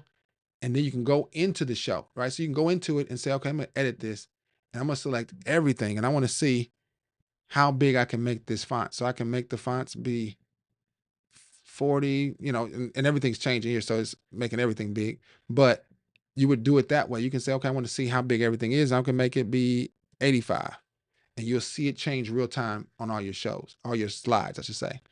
For me, I don't necessarily afford that much time. I wouldn't require anybody to afford that much time. So for me, the quick fix is to go into my template and just turn on auto size and it automatically works that way. Okay. And so you'll avoid a lot of those. For me, I call them a headache. All right. So hopefully that makes sense with that question about the fonts from Sammy.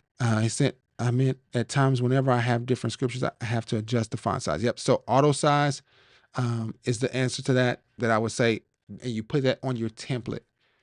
Like I just did. I'm editing this show, but this show, it doesn't really matter to edit a show. You want to just make sure that whatever template you pick. So if I go back and I pick this template again and I say big, no box, it automatically goes into that size because it's going to default and it's a quicker adjustment to reset your slides from a template than to try to go in and manually change them all. So if you have time, then update your template and then just pick it. So maybe you make a template, multiple of them. And you might say, okay, I'm gonna make a template that's called big 100, big 85, big 65. And you can just go through and click each different template and see which one, make sure none of them overlap. You might have 3 different versions of sizes, but they all the slides are going to be consistent, right? Because you don't want them to be different, is what I'm hearing you say, is that you don't want one verse that's short to look super big, and you don't want the next verse that's long to look super small.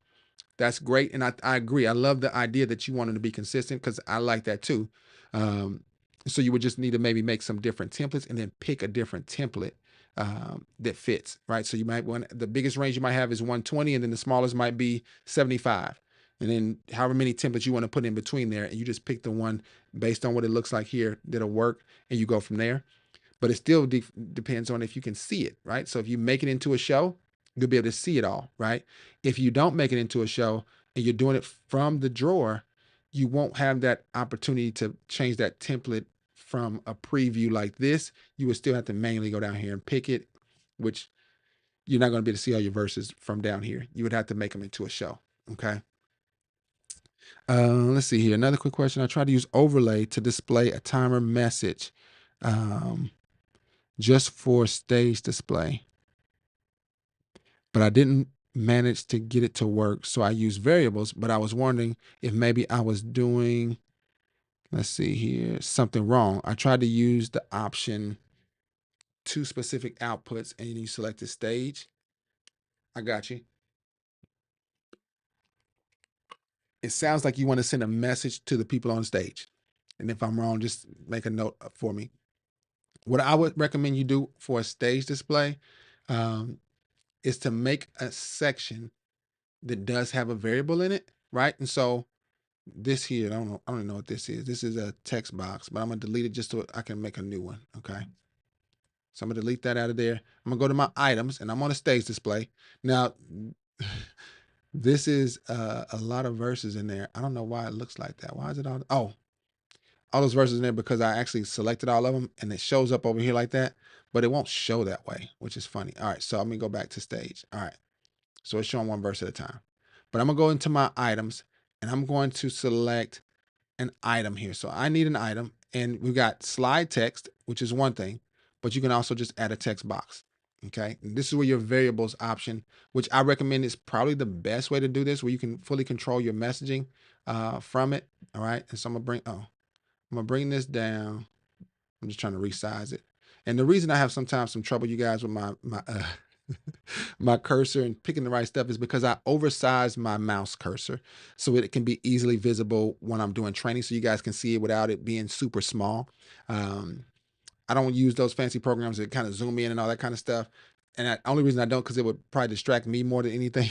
Not because I don't think it's helpful. I think those are really cool. I think it would just distract me. I like to see everything, and hopefully, my oversized mouse is easy for you guys to see. But it's harder than all get out to try to make sure it's selecting the right thing sometimes. All right. So I got this text box. All right. Long story for that, but it says type something in here. I can right click on this text box and I can add a dynamic value, but we got to make a dynamic value. So I'm gonna go to my show, go to functions, and I'm gonna go to variables. And I've got something I've already made. So I got one here called announcements. So I'm gonna use my announcements as my value that I can add something in. So I'm gonna go back to my stage and I'm gonna right click and select dynamic value and I'm going to go all the way down to the bottom. And this is where your variables will be. And I'm looking for the one called announcements. And here it is here. It's blank. So when I click that, it shows announcements here. All right. And I'm going to turn on my stage display just so we can all see this together, if that makes sense. So let's do stage on. All right. And then I need to change it to, that's the countdown layout. And by the way, Christopher, if you're still on here, I love that you got these previews now. That is so helpful because I don't have a good memory enough to know exactly what the name of each title is all the time, but I can see it and I love that. All right. So just kudos on the design elements of this. Those pop out windows are clutch. They are awesome. All right. So I got my announcements here. I got my stage view here. So we can see this. Now, I'm going to go to show and I'm going to type in, don't forget. Uh-oh. I'll just say this here. And I'm gonna just say X, Y, Z. I don't know what would it be that you wouldn't forget, but when I hit enter, check out what happens on the stage view. It pops up there.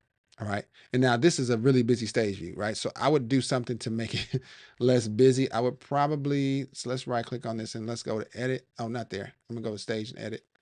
If I go here, the item, I would probably change the background color to be something different. And I don't know what that would be. Maybe blue. Blue is cool. All right. So on the stage, they would see, don't forget X, Y, and Z. Front and center at the bottom, though. Okay. And so that would be the best way to communicate with the people on stage because you can manipulate that value. So I can say license plates and hit enter, and that's there. And that's an announcement. And if there's nothing to be said, then you can just clear it out or you can just disable it, right? But I would just delete everything out of it hit enter, and it makes that be a blank blue box that nothing's there. And then if anything, if anytime something's there, you can train your team, the people that are on stage, to say, hey, if something's in the blue box, you need to pay attention to it. All right. Maybe make the box red or something like that. Right. Um, Excellent. I see you, Sammy. Thank you for notifying me of that it worked. Daniel says, yes, that's what I currently have. But I was wondering if maybe I can have the message slash countdown, the message countdown without reserving the space forever and just have it on demand since we use it very rarely. So the timer, or what is the specific use case of that overlay feature specific outputs? Gotcha. I think I got what you're saying. So let me go back to that first comment, Daniel, that you said. You said, wondering if maybe I can have the message and then do it. So basically, you're saying you want a dynamic value for your timer. Okay, so let's see here. If we go to stage edit and I go to dynamic values, I don't know that our timers even in there. Variable metadata. There may be a way to make one. I don't know how to make a timer variable. Slide notes, slide. Yeah, nope. You can make the time in there be variable, I guess, but not a timer. And Christopher, if you're on there, like I said, let me know if I'm wrong. I'm looking here. And so, yeah, that wouldn't be it. But what you asked about as well was what's the value of right clicking and doing the specific outputs, right, for parts of a show. That part, if we go to edit,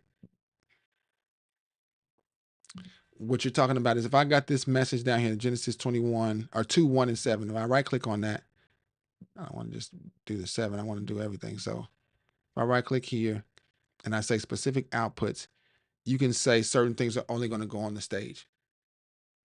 Excuse me. And that can be helpful. However, you still have to be very strategic on what's in the slide because you don't have that room to edit it still. I mean, technically you could, but you would have to go into the edit page. You have to find that slide and then you have to type some stuff in there. But you can make things only show up on the stage.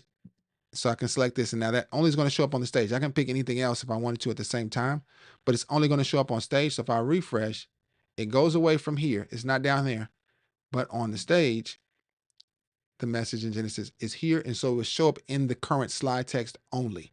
So the difference between what we got here in the blue box versus what's up here, when you're doing the specific outputs, those specific outputs will only show in the current slide text or the next slide text or whatever it is that you've got it set up for, but it will never show in a separate box, if that makes sense. And so to me, when you're trying to communicate with people on stage, the best thing you can do is have a space that's set aside outside of their regular slides.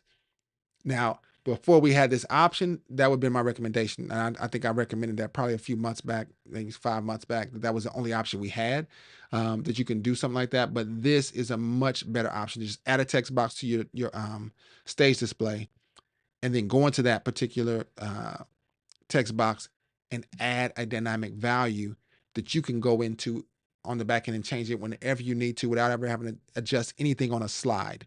That's the main thing. You don't want to have to go in and edit your slides if you don't have to. All right. Um, Christopher says, Daniel, you can right click the stage text box and use conditions to only show when there is a value or use actions to change the stage display entirely. Okay. And so Christopher's saying you can go in here and you can right click on this and do conditions and say, show item if text is not, and it says empty. And Christopher, do I need to do anything else? It says values, no, only that's it. And then I say, okay, boom. All right. But so it says and use conditions. Right click on the stage text box and use conditions. So it's there. Let me refresh and see what happens. So it's still showing up the box, if that makes sense. So this is where Christopher with the conditions helped me out in terms of that I may not have set that up properly, but it also has this dynamic value in there, right? You need to set variable instead of text. Set the variable instead of the text. Variable. Okay, so let's go to, I'm gonna take this off. Set the variable. If I highlight that, will it let me do it? Let's see. Text. Got you. Variable. And then I pick the variable here, select announcements. Is, I'm gonna say is not empty. Okay. Boom. Okay, so now if it is not empty, then it'll be shown. Right now, it's not showing. Why is it not showing? Let's go back to our show and we go to our functions. We look at the variables. Announcements is empty. All right. So it's completely empty here. But when I add something in here, it shows up. And that would be probably the best solution for what you're talking about, Daniel. Thank you for explaining that, Christopher. Is that this would be showing if there's something there to show. And if there's nothing there to show, if I go back to my announcements and I delete that, hit enter, it's completely blank. Nothing there. I love it. There's a video coming out about that. I love that. All right. I was so stumped with the variables because I was trying to, I thought everything had to be text. I didn't know about that drop down, Christopher. I did not use this too well. At least I didn't think I did. I don't think I did. All right.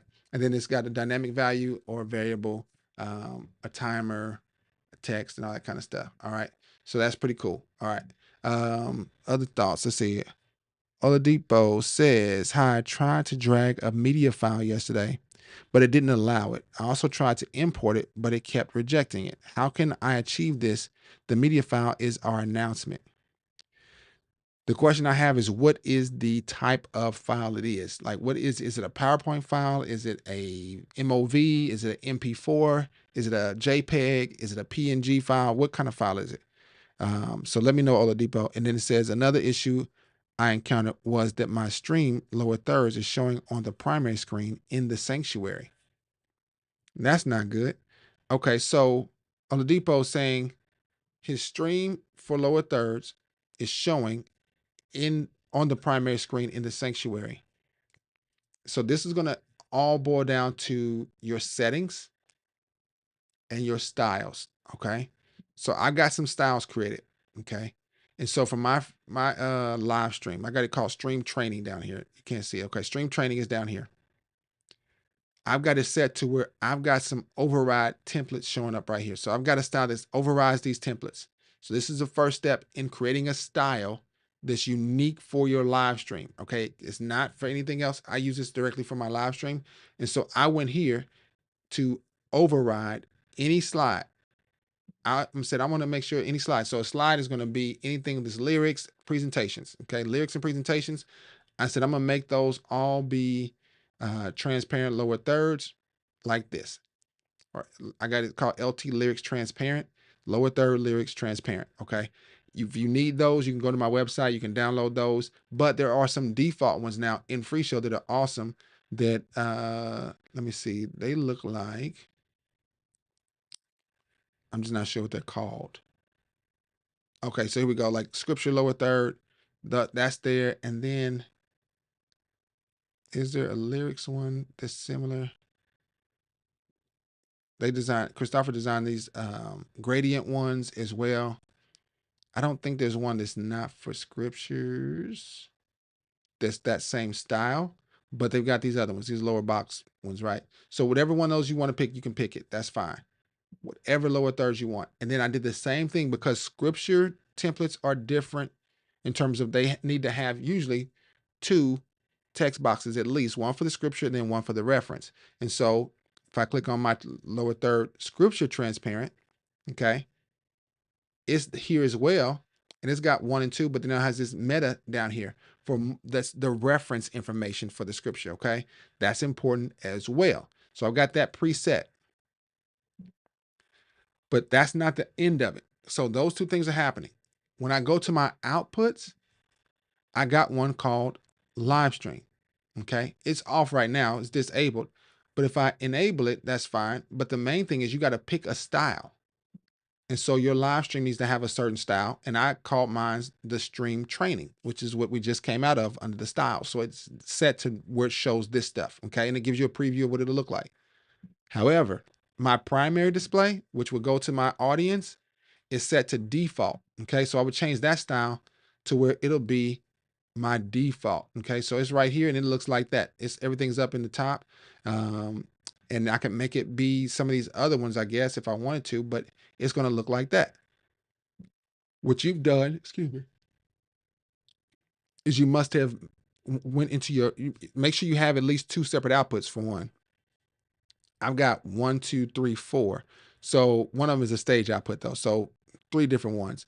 You want to make sure that you have a separate output for live stream and a separate output for your primary. And then you need to have a separate style for your live stream and a separate style for your output. And you would go into the output and assign each one with its own style. And that'll solve your problem. So when I turn on my live stream, it looks like, let's go to actual scripture. You'll see that the live stream looks like this. It's just got lower thirds down here, but my in-house looks like that because they're separate outputs with a separate style. If they were separate outputs with the same style, then they're going to look the same. Okay. They're going to literally look identical. And there's times where that can be helpful, but from what you're saying, that's not the goal. All right.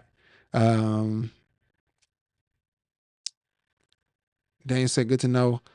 I'll need to see what condition I should use for timers also, since those always have a value, but they run down when they play.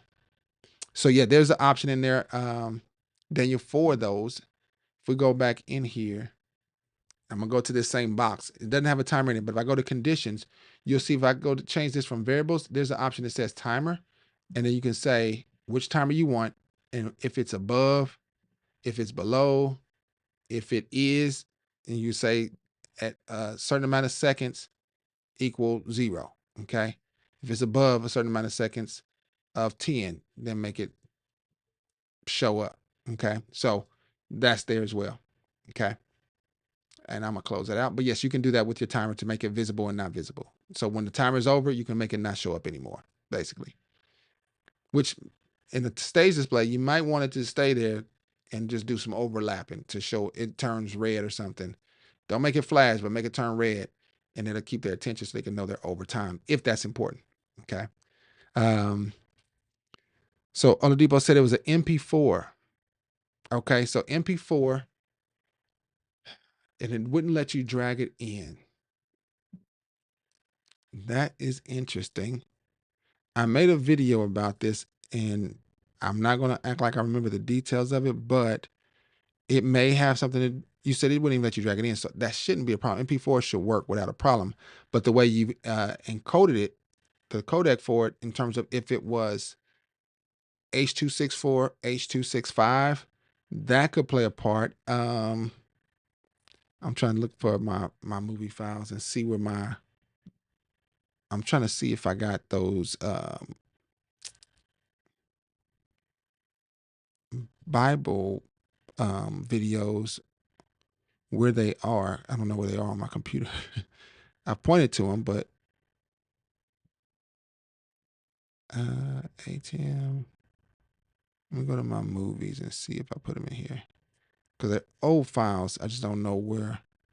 Okay, so they're Bible Project videos. I'm looking to see what the format of those. They're MP4s, right? And they're actually H.264.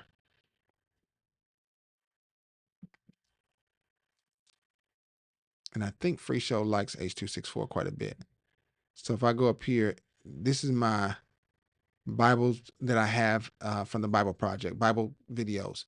And so if you have a Mac, at least this is how you can find it. You just click on it, and I got my set to column view, and I've got it to where I can see the dimensions, I can see the codecs, right? So I know the file's an MP4 right here, but I also can tell that it's the codec for it was H.264.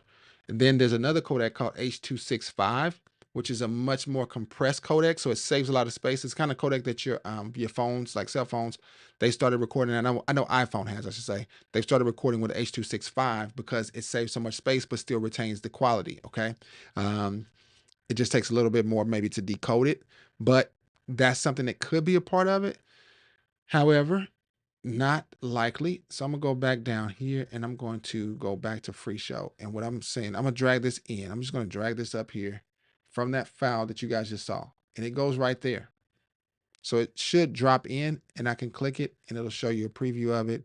And I can click it again to actually bring it over. Okay. So that shouldn't be a problem. The question is what's causing that? Um, I think I selected the same style for the two outputs. Yeah, that makes sense, Oladipo. I download the MP4 announcement from Canva. Okay. And if you have an Apple computer, I will go in there and check and see if it's an H.264. Most likely it's going to be H.264. That's my guess. But when you're dragging it, are you inside of an actual project? If you're inside of a project, just drag it into this left column and it should drop in right at the bottom. All right. That's why I would say drag it and then move it wherever you want to.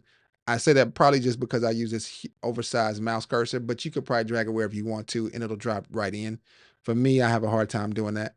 But that would be the thought, is that it's maybe not dragged into the proper place. Okay. So you can drag it directly into the project over here. Okay. If you're trying to drag it now, let me see. Let's do another thing. I'm gonna drag another video into a show. So I'm gonna drag this one. This is a different video right here, and it comes in right into the show. Okay, so you can drag it into this section. You can drag it into this section. In the media, let me see if I can drag it into media. I'm gonna drag one here. It won't go into the media folder down here, right? So I try to drag it in to this space. This is not where you want to drag your files into. You have to hit new folder and point to it. But up here, you can drag it on the left or inside of the actual show you want it to be in. If you have it open, you can put it in there. I don't want this in there, so I'm gonna delete the slide, but it can go inside of there. Okay. It sounds like it just may not have gone to the right place. Let's see here. Then it says, I don't see conditions for timer item, only for text box, but I don't see a way to add a timer to the text box. Am I missing something? So the question is, what do you want to show, Daniel, for that? So for me, if I go back into stage, I've got a timer here. So I've added a timer. If I right click on it, no option for a condition. The conditions are for the text boxes, right? So if I right click on this, I can add a condition for the current slide text, but it can be based on the time on the timer, if that makes sense. What I'm hearing you say is you want your timer to maybe show or not show. Let me know if that's what you're saying. Okay. So Christopher says he just hasn't added it in there yet. So that might be something that comes up later. But in your text items, you can select your condition to be based on the timer. It just is not going to dictate anything about the timer, if that makes sense. It's going to dictate the text box in terms of if it's visible or not, based on if the timer is running at a certain time, right? And so the timers will run even if they're not visible here, because I can turn on a timer and make it run down here. And that was a 45-minute timer. So I can start this timer down here and it can start. And it started running right there. It's going, right? But that doesn't stop the timer from going, even if I just delete it out of here. The timer didn't stop. Because if I go back into my show, the 45-minute timer is still going. It's at 44, 45, 44, 44, 43, and it's going, right? So, yeah, so hopefully that makes sense. And so Christopher's he's spoken up to say, hey, that's not something that's an option yet. Maybe it'll come out in the future, but ultimately your timer is not going to change based on the condition, but your timer can affect the text box changes based on the condition of the timer. Okay. I felt like I was breaking something down there. I had to think that one through. So hopefully that makes sense. Good questions though. Great questions, you guys. What other questions do you all have for me? What other questions do you all have?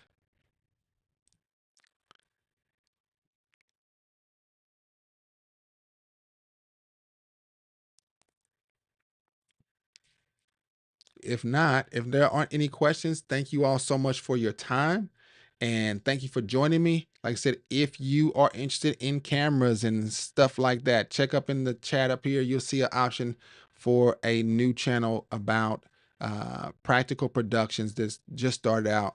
It's going to be a different format than this. So it's not going to be sitting at my computer training. It's going to be more me, more giving advice, recommendations, having that discussion about ideas and theory about production and video.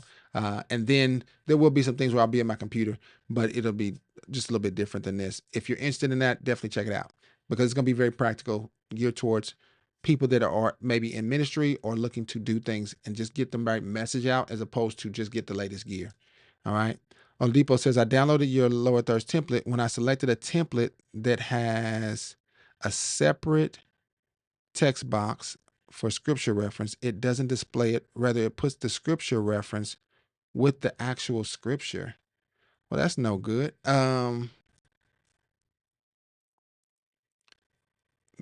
Which lower third template was it, Oladipo? Was it the transparent one or was it one of the I don't know what it's called. I can't remember. But the thing you have to make sure of is make sure that when you're using any of my templates, I always will make one that's for lyrics and I'll always make one that's for scripture. Make sure you select, if you're trying to show it for scripture, make sure it's the one that says scripture in it somewhere because it actually has two text boxes, one for the reference and one for the verse. Or one for the scripture and one for the verse reference at the bottom of it. Usually it sounds like you might have picked one that's for lyrics and it says lower thirds, but it doesn't say scripture with it. Okay. So that's probably the only thing that I can imagine would cause that. And awesome, Daniel. I'm glad that you're enjoying it. Make sure to share with somebody else that you think would be blessed by it.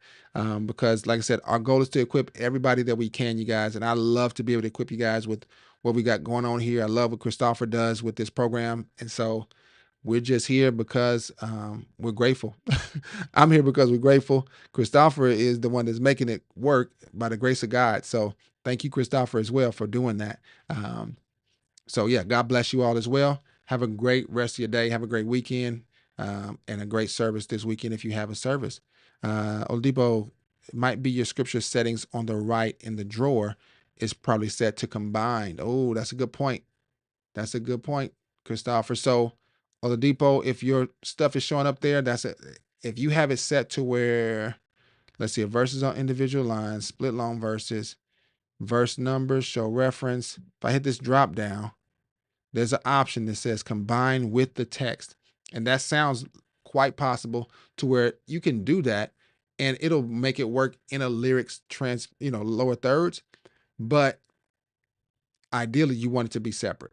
That's what I would say. I want it to look like this instead of all together, all bunched up like you're talking about. You don't want that either. So make sure that you can go into your scripture tab in the drawer, I should say, and then select one of the arrows down here, not necessarily the verse number, but the show reference and or the show version. They should pop up the same option to say combine with text. Make sure that's off, and that should fix it as well. Yes, sir. Yes, sir. Yes, ma'am. I try not to say sir, ma'am. I just say friend because I don't know all the time with everybody's names and everything. So, excellent. I'm glad you love it, Dwayne. You guys have a great rest of the day. Thank you, Christopher, for jumping in. We went over a lot of those updates that you released this week, man. That stuff is awesome. I'm excited about it. Hopefully, everybody else is too. Have a great weekend, and I'll look forward to checking in with you guys next time. Thanks, Dwayne.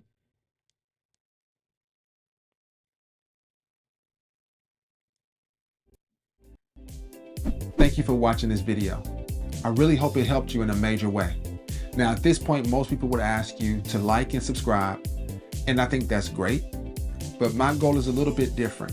My goal is to empower as many people as possible all over the globe. And there's one way that you can really help me do that, and that is to leave a comment below with a question. I thought this video may have helped you, or things that were left out that you still have questions about, and to share this video with someone just like you. Someone who is looking for answers, someone who's curious and wants to grow. With your help, I believe we can build a community of people that want to grow together. So until next time, God bless.